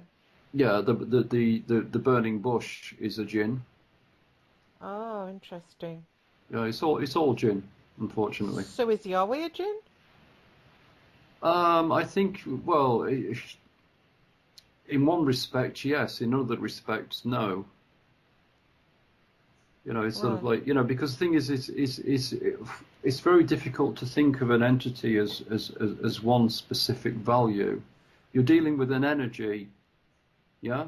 Mm. It's like, the best way I can describe it is alcohol, yeah? Mm. Alcohol, if you're 4% of alcohol, whether it's called Tetley's or some Ukrainian drink that I drink, yeah, occasionally, I don't drink that very much. It doesn't really matter what they call it, what color it is. It's the alcohol that does the business. Yeah. Right. Mm. Okay. And how you react to the alcohol is very much to do with what is going through your mind. For example, where I live in the Ukraine, there are very, very few incidents of violence with alcohol. Where in England, there's an astounding amount of violence with alcohol consumption. And once again, that boils down to what is going through the person's mind. So when you're dealing with, if you like, energy, what you receive from the energy is what part of the programming you are. Yeah? Right. Okay? So if Okay. you're pulling this from the energy or that from the energy, it's down to realistically, what is your intention and what are you requesting? Okay. Yeah? I did something with when I got evicted last year. I thought I was going to end up on the street with my son, and I was in one of those magic groups. I think it might have been a Crowleyan or Goetian magic groups, and I was saying about how I was at the end of my tether and I didn't know what to do, and somebody gave me some psalm magic, and I don't know if it's psalm magic. I'll send you it, but it had passwords to the psalms, and they said go out in the open and really pray your heart out. So I was reading these psalms, and I actually felt something move inside me and some kind of entity present, and I said, I wanted this woman to help me, this particular woman with the council, and lo and behold, she rang me and said, I've got a private rented flat. We could put you in there without the work references or the deposit. Oh, And brilliant. yeah, and my friend at the time, she said to me, ask for, while you're doing this prayer, it was actually magic because it had the passwords in it, and I think it's Jewish or something. And she said, picture the flat exactly, how you would insert that in, and I inserted it that I wanted something near my son's school. I want it surrounded by trees. I want it wooden floors without. I want a large bathroom. And I said all that, and when I saw the flat, I couldn't believe it. It was right near my son's school. It was totally surrounded by trees, and it was wooden floors throughout with a large bathroom. I thought, well, okay. So it made me think, who was that Yahweh I was calling out to? Because I certainly feel that I owe him something. Yeah, I mean, I mean, the other thing as well is it's just probably a jinn. Do you think so? Yeah, yeah. Well, it's kind of them, wasn't it? Well, no, you're just telling it what you want. That's how they work. Oh, I see. You know, sorry, there's no magic. Well, there is magic to it, but essentially, that's how, you know, that's roughly how they work, to put it And bluntly. what does he get out of me? What a Well, they've already had quite a few years of you being fucked over. right. The fact you got a flat was probably the very least of what they could have given you. Well, somebody said that to me, yeah, because I said I feel so grateful, and they went, "How about you have a life, you know?" Because yeah, I suppose I feel I do deserve a lot more than that. I've worked really, really hard, and just feels like for nothing somehow. Oh no, it's nothing is for nothing. It's like I said to you. Your problem is that you know you know you've continually made the same mistake. You know, which is a shame, because you know you're an intelligent woman, but you believe in something which is not there. Which is Well, okay, you believe in this sort of ability to change things, yeah, yeah, especially men. Can't happen, yeah. right, You believe in something which is loosely called karma. Well, that's garbage, yeah. right, right, Okay, and you you're very psychic, but you don't know how to control these creatures which you know which surround you. So therefore, they control you. Yeah. right, I mean, this is right. not your fault. This is just this is just the garbage you've been sold. Mm, Yeah, mm, which is a real shame. Okay. mm. And I'm not saying that to be negative, and I'm not saying that No, to it's okay. undermine I you. know it. I feel negative position just because where I am. You know, I shouldn't really be here, a woman of my intelligence and experience. I shouldn't be in a flat where I am. It's just, it's not right. There's something really, really wrong. The Um, energy isn't, it's like yeah, but this is I the should time be, when you have to look in the mirror. yes. No, yes, you're right. You're right. I'm sorry, but sort of like the very thing that put you in there is the very thing that is always going to put you in there until you can confront that demon or confront that part of your mind that will allow you to change. You will never change. Right. I Sorry for think I being give too much power to others constantly. absolutely, yeah, absolutely. Oh, I I can think I feel it. sometimes, yeah, I sometimes feel, oh, they're jealous of me, and I feel, oh, they're jealous that will, bring me something bad. So I hand it over. But that's because my mother was really intensely jealous, and it led to sort of, pretty bad beatings. So I get that trigger, and then I sort of hand over my power Yeah. constantly, and But it's just but crazy. as I said to you, what part of you is going to stop being somebody else? Yeah, I don't mean to be challenging and I don't mean to be rude, but unless you are absolutely willing to change, yeah, and use everything within you to change, then you're just going to repeat the same mistakes again and again and again, which is not good. yeah. No, I have to now. I mean, I'm getting older, and I'm just left in this position, which No, isn't you're not. You're not great. left in that position. You put yourself in that position. Sorry. Right. Okay. No, you're Yeah. right. Yeah. Yeah. Yeah. You have to understand what how to sort of you have to change everything that you know, Right. but you're not a failure. Okay. Right. You're just somebody who insists on driving the Ferrari in reverse. Okay. So you have to learn to drive the Ferrari the right way. Okay. Yeah. However, you've been Right. driving the Ferrari in reverse for a long time. I know. So it's about time you sort of, maybe stopped and thought maybe we should put it into first. Okay. But it's frightening. Yeah, Yeah. seriously, it's frightening. Mm.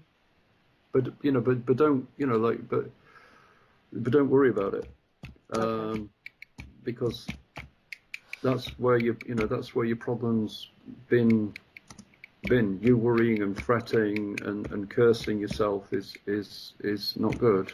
Yeah. I do. Yeah. it's not useful. But yeah, but I mean, hopefully you got what you wanted talking to me.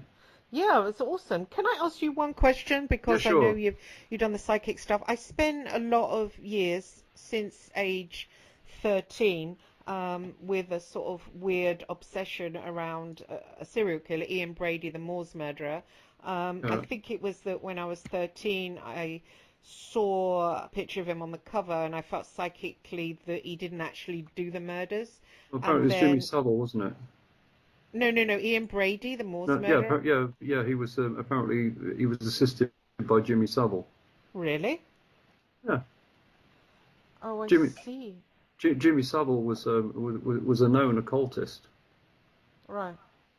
Yeah, it's sort of like that should come as no surprise. Yes. No, I heard, Uh, but I ended up visiting Brady. I wrote to him. I was that yeah, obsessed that he didn't do it. I was that obsessed that there was black magic involved. But at the time, I was too young. I didn't really know what was thinking, but I knew something had gone on, and I wanted to find it. I thought it'd give me keys to my own life. I ended up meeting him, wrote a book about it, then wrote another book. Recently, I did the In for the Kill book.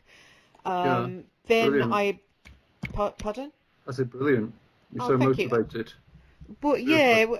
yeah, but it went on for years and years, and then I ended up swapping from him to another serial killer, Kenneth Bianchi, the Hillside Strangler. Went to visit him, got very, very close to him in a sort of intimate, cozying up way because I wanted to find out why he did his murders. I thought there was Antichrist sort of things involved. And then, bizarrely, after I flew out to America, met him, came back, I started to get really weird visions. And I don't know whether it was him or some sort of demon or something that followed me. Of course, it Um, was him. He's a psychopath. He's manipulative. Of course, he's going to give you stuff that he wants you to understand and believe. That's what they do.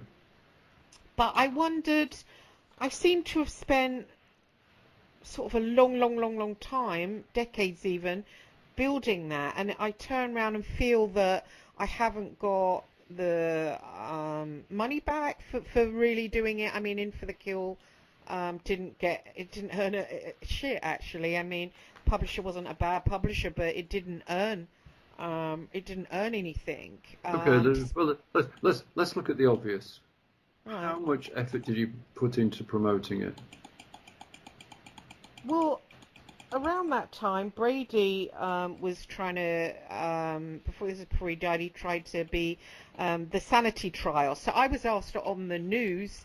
I did BBC World Service, I did BBC Radio, I did the ITV News, and when they were talking to me, because I'm a known contact of him, I've taken part in documentaries, etc., and I'm one of the few people that have met him on 3 occasions, and I did a lot, and when they before I came on, they would say author of In for the Kill, author of In for the Kill, but unless the publisher diddled me. But when I rang, it was mainstream. They've now gone bust. When I rang them, I said, how many copies has it sold? And he said 700. And I actually spoke to a literary agent after that. He said, that's not right. He said, I saw you on TV. To say 700 doesn't seem... So I don't know, Yeah, it sounds very strange. Yeah. I mean, seriously. I mean, I think something is dramatically afoot there. Do you? Yeah. I mean, the thing is really, your agent should have been getting you on every single bloody talk show there is. Yeah, Yeah. Well, it it's was odd, actually, Brian, that when they spent a year with me editing it, and the book reads really well. I've now republished it I've got the rights back, so I've put it on Amazon. yeah. But they spent a year editing it, so it was bloody good. And everyone that's read it really likes it. And it was odd when they came to do their publicity, I got left out, and I rang the PR girl and I said, "How come you've left my book out?" And she goes, "Well, no, it's not. Or you just submitted some bullshit lie." And the book it was almost like they brought it off me to sort of trash it, to dash it to the floor, you know? in some Yeah, kind of way. but once again, this is to do with the will and finding yourself. Um, Again, it's not being in tune with yourself, if that makes any sense at all. Yeah, it does. Yeah. Like I said, I'd seriously, like to help you as much as I can, but for that, you need to help yourself. Yeah. I'm not interested in telling you what to think and nursemaid you and stuff like that. It's not good. You're going to have to find the power within yourself. No, I want to do that. I just felt that, am I just some weirdo that visits serial killers for some kind of, I don't know, some kind of kick? Because it feels like I've got nothing out of it, And there was a guy called Chris Berry D who's written some books, and he tried to get to meet Brady and Bianchi and couldn't get near them. So I've done something that nobody else has, and yet May I interject? Sorry. Yeah. Well, look, we have no. You say sorry. You have Thomas. What's his name? Sheridan. Yeah. Yeah. Now Thomas Sheridan is insanely popular. Yeah. He wrote about Sutcliffe. Yeah. And he also wrote, was it The Labyrinth of the Psychopath? Yeah. And these books did really, really well. So why is Sheridan doing better than you? I know. No, I but don't why? know. Why? Of course you know. No, I You're a don't. journalist. You're a journalist. You tell me. I really don't know. Oh, okay then. The obvious stuff. Okay. He continually promotes. Okay? He continually promotes. He's always being, he's a good speaker. He's funny. He's a very, very good speaker. I had him on the show. Yeah, I had him on the show actually. He's a great speaker. Yeah. He's funny. He's articulate. When he speaks, you want to believe him, which is really good. Yeah. He really does his research better than probably most can do their research, and because of that, he appears at many talk shows, and because of that, he promotes his work. He takes his books with him, and he sells his books, and he continually works full time. I've noticed that he doesn't have a Facebook profile anymore. He did have a Facebook profile. Yeah, I was friends with him. Yeah, I remember. Yeah, he came on the show, which was and I was like, well, I've met these two serial killers, Brady and Kenneth Bianchi. I mean, they're world famous serial killers that most people haven't got near. And it's like, how come I didn't make money off In for the Kill after it took me 5 years and a year to edit? It just seems weird somehow. Well, but it doesn't seem weird to me. It's just the fact that you did all the work. Yeah. However, you didn't do what Sheridan did. You didn't ram it down people's throats until they were sick of it. Right. And the other thing as well is you didn't shock them enough. Really? Yeah. Look, yourself, you're a journalist. What bleeds leads. So when you're talking to somebody, you try and be a little bit more provocative. You say, oh well, you could so easily be Brady, couldn't you? No, I couldn't. Well, what's the difference between you and Brady? Yeah. Well, Brady's a sadistic killer. Okay, why are you not a sadistic killer? You goad people, you bring them into the world that you want to understand about, because the only difference between you and Brady is the fact that you don't do it. I'm sure you think about it. I guess I felt like ashamed of myself that I spent so many years. Again, it's self-worth again. Sorry, it's self-worth again. Yeah, it keeps coming up. It's the one thing that I picked up from you in the very first few moments. At first, I thought you were some nut trying to curse me. Okay. Right. But I understood within a few minutes you weren't. Yeah. Hence that's why I got my ring on. However, I have a great empathy with you because I understand the frustration that you've got. Okay, I understand it. But you're doing what most people do who are not successful. Right. You're blaming everybody else apart from yourself. Right. Yeah? Right. Now, you blame yourself for everything else, Hmm. but this time you should be saying to yourself, look, I wrote this fantastic book. This fantastic book asks lots and lots of questions. It's I worked for 5 years on it. I got it edited, and I've only sold 700 copies. Yeah? Well, something must be wrong. The artwork must have been not very good. Yeah?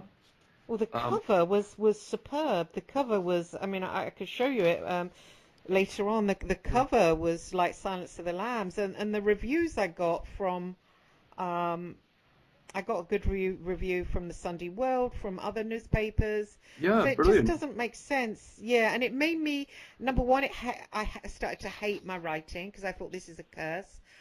Then I started That's the work on easy way to think, isn't it? It's a curse. Yeah. And then I Yeah. started work on a novel, spent another 3 years, ended up getting in debt, and that's why I'm living where I am, because of my writing, really, and the fact it hasn't got me where it should, I believe should have got me. However, like I said, you have to learn from Thomas Sheridan, which is, he's remarkably successful for what he does. Yeah. Right. I mean, how many videos on YouTube did you do promoting your book? None. That's another big negative against, isn't it? Yeah, I've got 4,000 followers on YouTube. Oh Jesus, yeah. So even if was it 15% want your book, that's pretty good. Yeah. Yeah, and then that 15% tell other people. It's all incremental, isn't it? Yeah. So it's nothing to do with being cursed. Sorry about that. I just think I thought maybe I visit the serial killers for some bizarre reason, and it was like some kind of sickness or something. So it wasn't. It was So just of course you're going to think negatively about yourself. Yeah, I do. Yeah.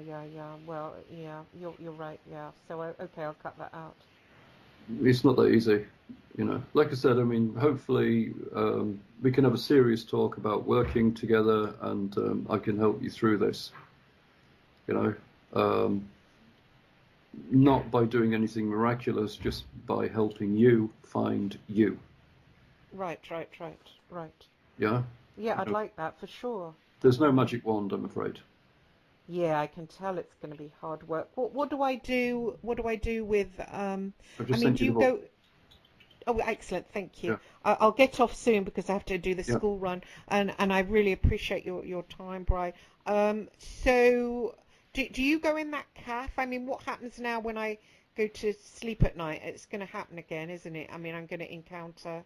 Well, you have to control. You have to control. You're lucid. You have to control. You have to make sure that you're doing what you want to do, not what somebody else wants to do.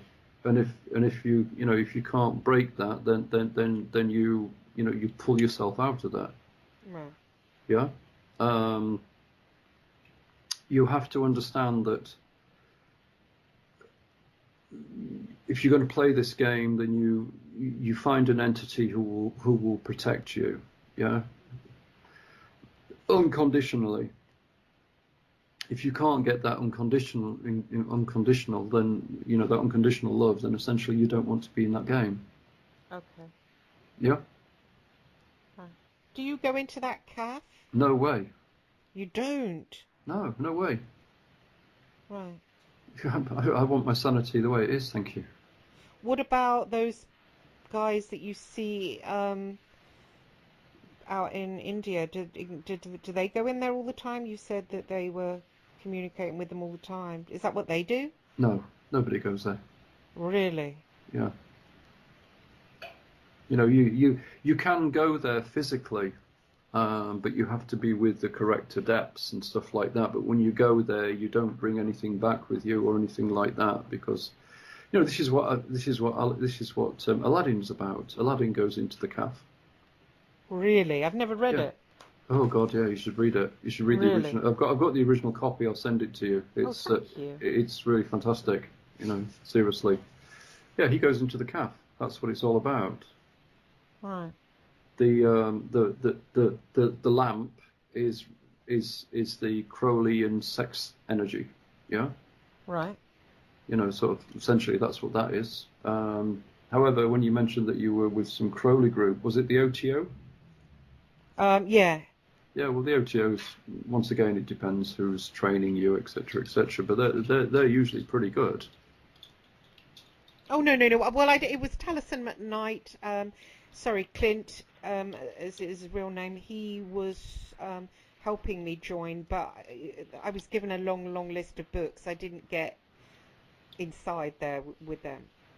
Yeah, because I mean the OTO is a good option. They tend to work with the Kabbalah more than anything else. Yeah, right. I'd imagine it was somebody from the OTO who gave you the Psalms, because the Psalms and the Kabbalah. Oh, really? Are completely. Yeah, I tried. They. Yes, that's clever of you. They were in the group with Clint. Yeah, they were. And I tried to chase them. I said, "Look, who are you? I need to know more." But they just disappeared. Yeah, well, they don't call me Babaji for anything. Okay. Right. Yeah. So I'm probably the first enlightened master you've spoken to. I would say so. Yeah. Yeah. So that's bad. That's interesting. Yeah. So that was the Psalm magic was from where? The Kabbalah. Yeah. Huh. I've never read it. Well, it's something you just don't. You'd have to work with a group like the OTO. It's a massive discipline, the Kabbalah. Should I read it, or is it just... if you're going to do the Kabbalah, join a group like the OTO and work with it through them. Really, that they're the experts in it. Seriously, yeah. Right. You need trained masters in it. It's not a toy. Right.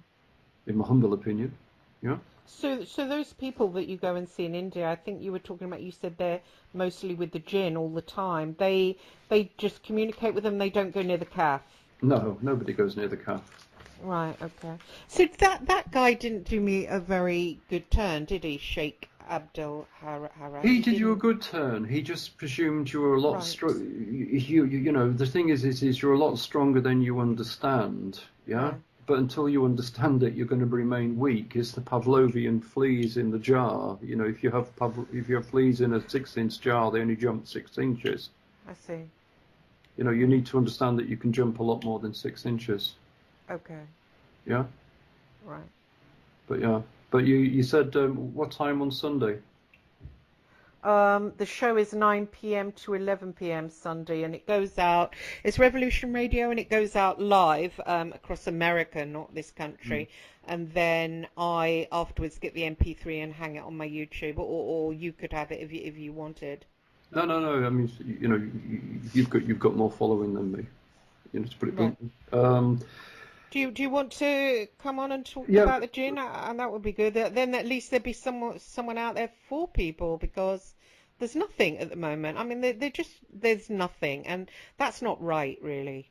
Well, I mean, we can speak about it. I mean, but it's just going to be mainly what we've been speaking about at the moment. But I mean, that's okay. I mean, I won't be bored. I've written down everything you've said in shorthand, and to just hear it again would be great. I mean, obviously I'd do less of the personal therapy you've given me, but to hear it all again, I mean, for me, it's fantastic. I mean, I certainly wouldn't be bored. Maybe we could do a series of shows. I know my co-host Jana is interested too. I mean, the thing is, it's like I said. I'm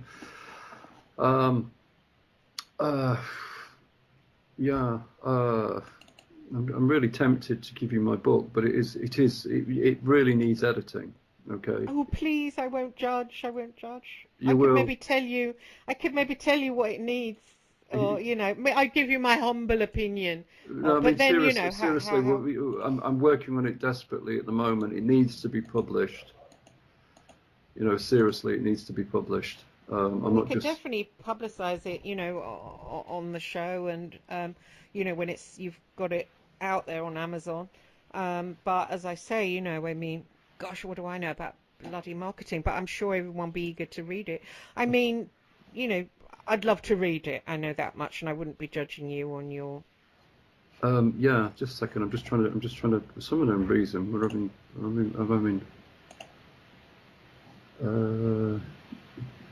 Come on. It's on desktop. Let me put in Jinn.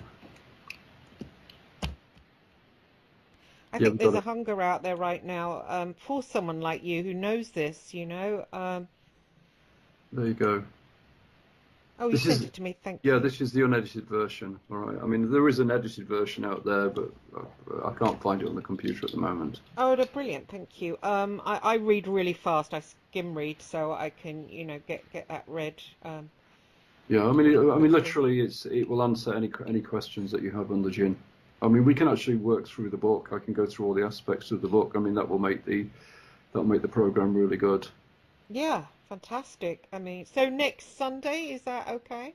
Yeah, next Sunday will be great. So it'll be Oh, 10 brilliant. o'clock here. No, hold on. It'll be 11 o'clock here in the Ukraine because we're 2 hours behind the Ukraine. We're 2 hours behind UK. Oh, So so yeah, you would be, so I'm 9 p.m., so it would be 7 then, would it? no, 11. Oh, you're ahead of us then. Yeah, yeah, yeah. But Oh, I I mean, see. that's not a problem. I mean, whenever I'm usually with JS, it's usually 4 in the morning or something stupid like that. All right. Maybe he could come on as well. I mean, I've had co-etting. I like co-etting. He did the last show he did with me. He said, "Oh, you made me sound silly on air. You said something," and I said, "Eric, I respect you greatly. If I did say something, I'm really sorry. I haven't spoken to him since. He didn't tell you his proper name. Strange. Yeah, No, yeah, no, I yeah. just He's not called that. it's Matthew, isn't it? Yeah, Is it? something like that. Yeah, Yeah, yeah, yeah. Sort of like, yeah. Yeah. I mean, he is what he is. yeah, I don't deny what he does is. I mean, he's definitely a pioneer. He's 100% yeah. a pioneer. Mm. However, there is a part of him which is definitely a salesperson, He's and good at it, isn't he? yeah, and you can't knock him for that. I've got nothing but respect for the man. Um, I would say on balance, JS is powerfuler, in my Right. opinion. Yeah. Well, he could jump on the show too. I mean, that would be fantastic. Yeah, I can connect you with JS. That's not a problem. It really isn't a problem. I can connect you with JS. JS is the real deal.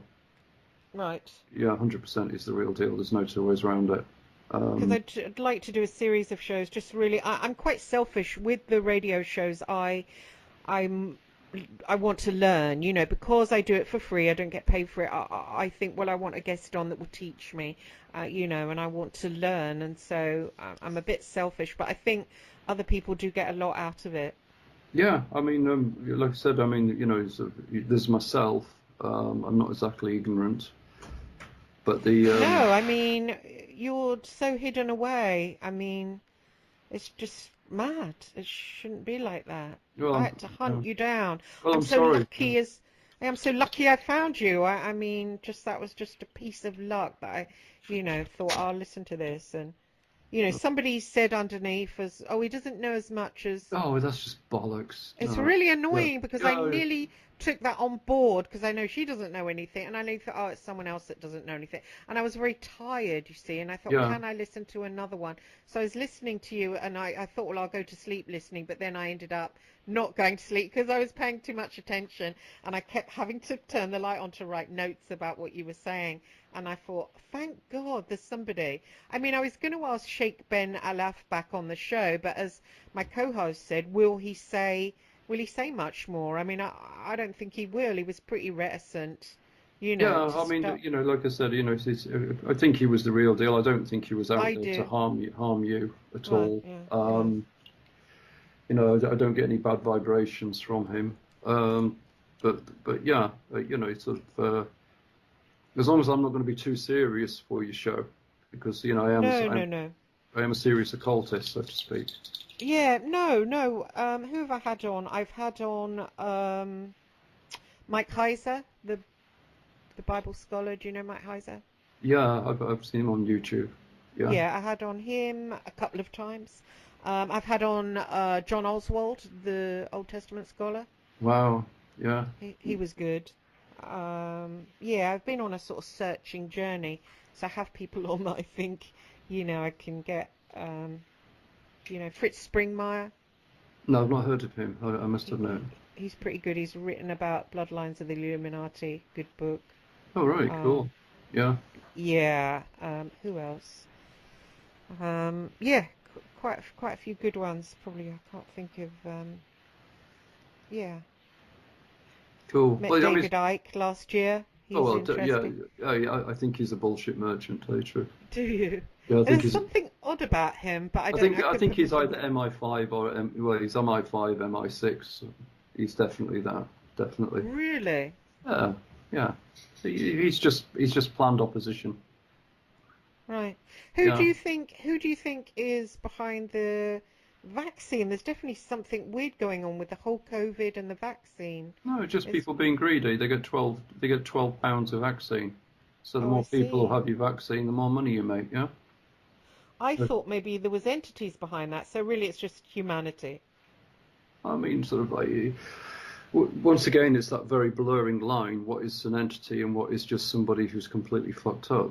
Yeah, you Yeah. know, it's a very blurred line. Um, I think somebody who has given away their free will has by default given themselves to an entity. Right. Yeah. However, are they their own entity? That's another thing. I mean, that's something which, if when you look at the book, I write a great deal about the tulpa. Um, Right. you know, the tulpa is they believe that the Buddha was a tulpa. Right. So yeah, I mean that's you know there's you know it's really occultism is most people know bugger all about it. No, I agree. I think you're right. I think you're right. You know, seriously. It's odd that I read a book about Buddhism, and they said it came from the water nagas. Is that true? It came from Brahmism, Oh, right, realistically. Yeah. right, So once as I told JS in one of my programs, if you go to India, you're not going to meet anybody real. They just give you the bullshit. right, I was lucky to meet somebody real, very right. lucky. Yeah. Um, and it was more fate than it was anything else. Most people just meet bullshitters. They get told the usual crap, and well, and that's all that happens. I'm lucky to work with a very. I would love to get him on your show. He won't come on, but he would be amazing on your show. Who? He's Who? my guru. Right. Yeah. Well, in fact, I don't class him as a. Well, yeah, we class each other as gurus. It's a very weird relationship we have. He's Indian. Yeah, yeah, but Right, he's absolutely the real deal. right. Seriously. Whether he would come on is a completely different story because Yeah. the man has no ego. Seriously, Mm. It would be you know. good, yeah, to Yeah, have him on. I'd love to get him on. I think you would be well. If you think I know stuff, wait till you meet Rama. Yeah, so Really. yeah, a completely different level. Yeah, you know. So anyway, it's lovely talking to you, Chris. Yeah, it was really illuminating. I've written down all. I'll be like concentrating on that today, reading it all back. Oh, it's amazing. So your book is there in the Skype, is it? So I'll be able No, to open it. yeah, you'll be able to. I've also sent you the Emerald tablets as well. Please Oh, do thank you. not skip read the Emerald tablets. Okay. Yeah. If you wanna do a proper course, I usually charge about 40 pounds a week. Yeah. Right. Okay. But Right. we meet 3 times a week. Um, there's no way you will not get what you want. Hmm. Okay. All right. Okay. There is no way. However, you have to really ask yourself, do you want to change? Yeah. I mean, I do. It's finding the money for that. I'm like on literally, and it's weird for someone like me, literally on benefits, which I think it's No, something like it's not. £70 a week. Yeah, It's it's not. crazy. Yeah, it's not good. It's not good. No, it's just not right Well, no, it's not. somehow. It's not right. Not somebody who's intelligent as you. Blah blah blah. I mean, can you not still write for a newspaper? No, I started off my career as a private investigator, worked for these XMI6, XMI5 people, ended up hopping over working for the press, worked for the press for about 9 years, News of the World, Daily Mail, started then to morph into a journalist. But what I did, because I was getting inundated with investigations work, and this is all in my book, I brought in another guy that I know to do a lot of the bog standard investigations work. He then brought in phone hacking. Criminality spread through Fleet Street. I got pushed out. I went over and tried to study the real IRA and do a book on them in Belfast. Came back to the UK. My name became mud because I used to be a private detective, and Fleet Street swept out when, you know, everyone got arrested. They swept out any journalist that had been linked with investigators. So that was me. So now I don't get work from Fleet Street, whereas I got rung up all the time. Now I don't. I mean, I do get the odd story, you know, I haven't for ages though. I mean, it's, you know, because when I ring an editor, they're like, oh, Christine, it's you, and did you use investigations to get that story? You know, we don't do that anymore. And so I thought, well, I could maybe change my name, but they know my voice.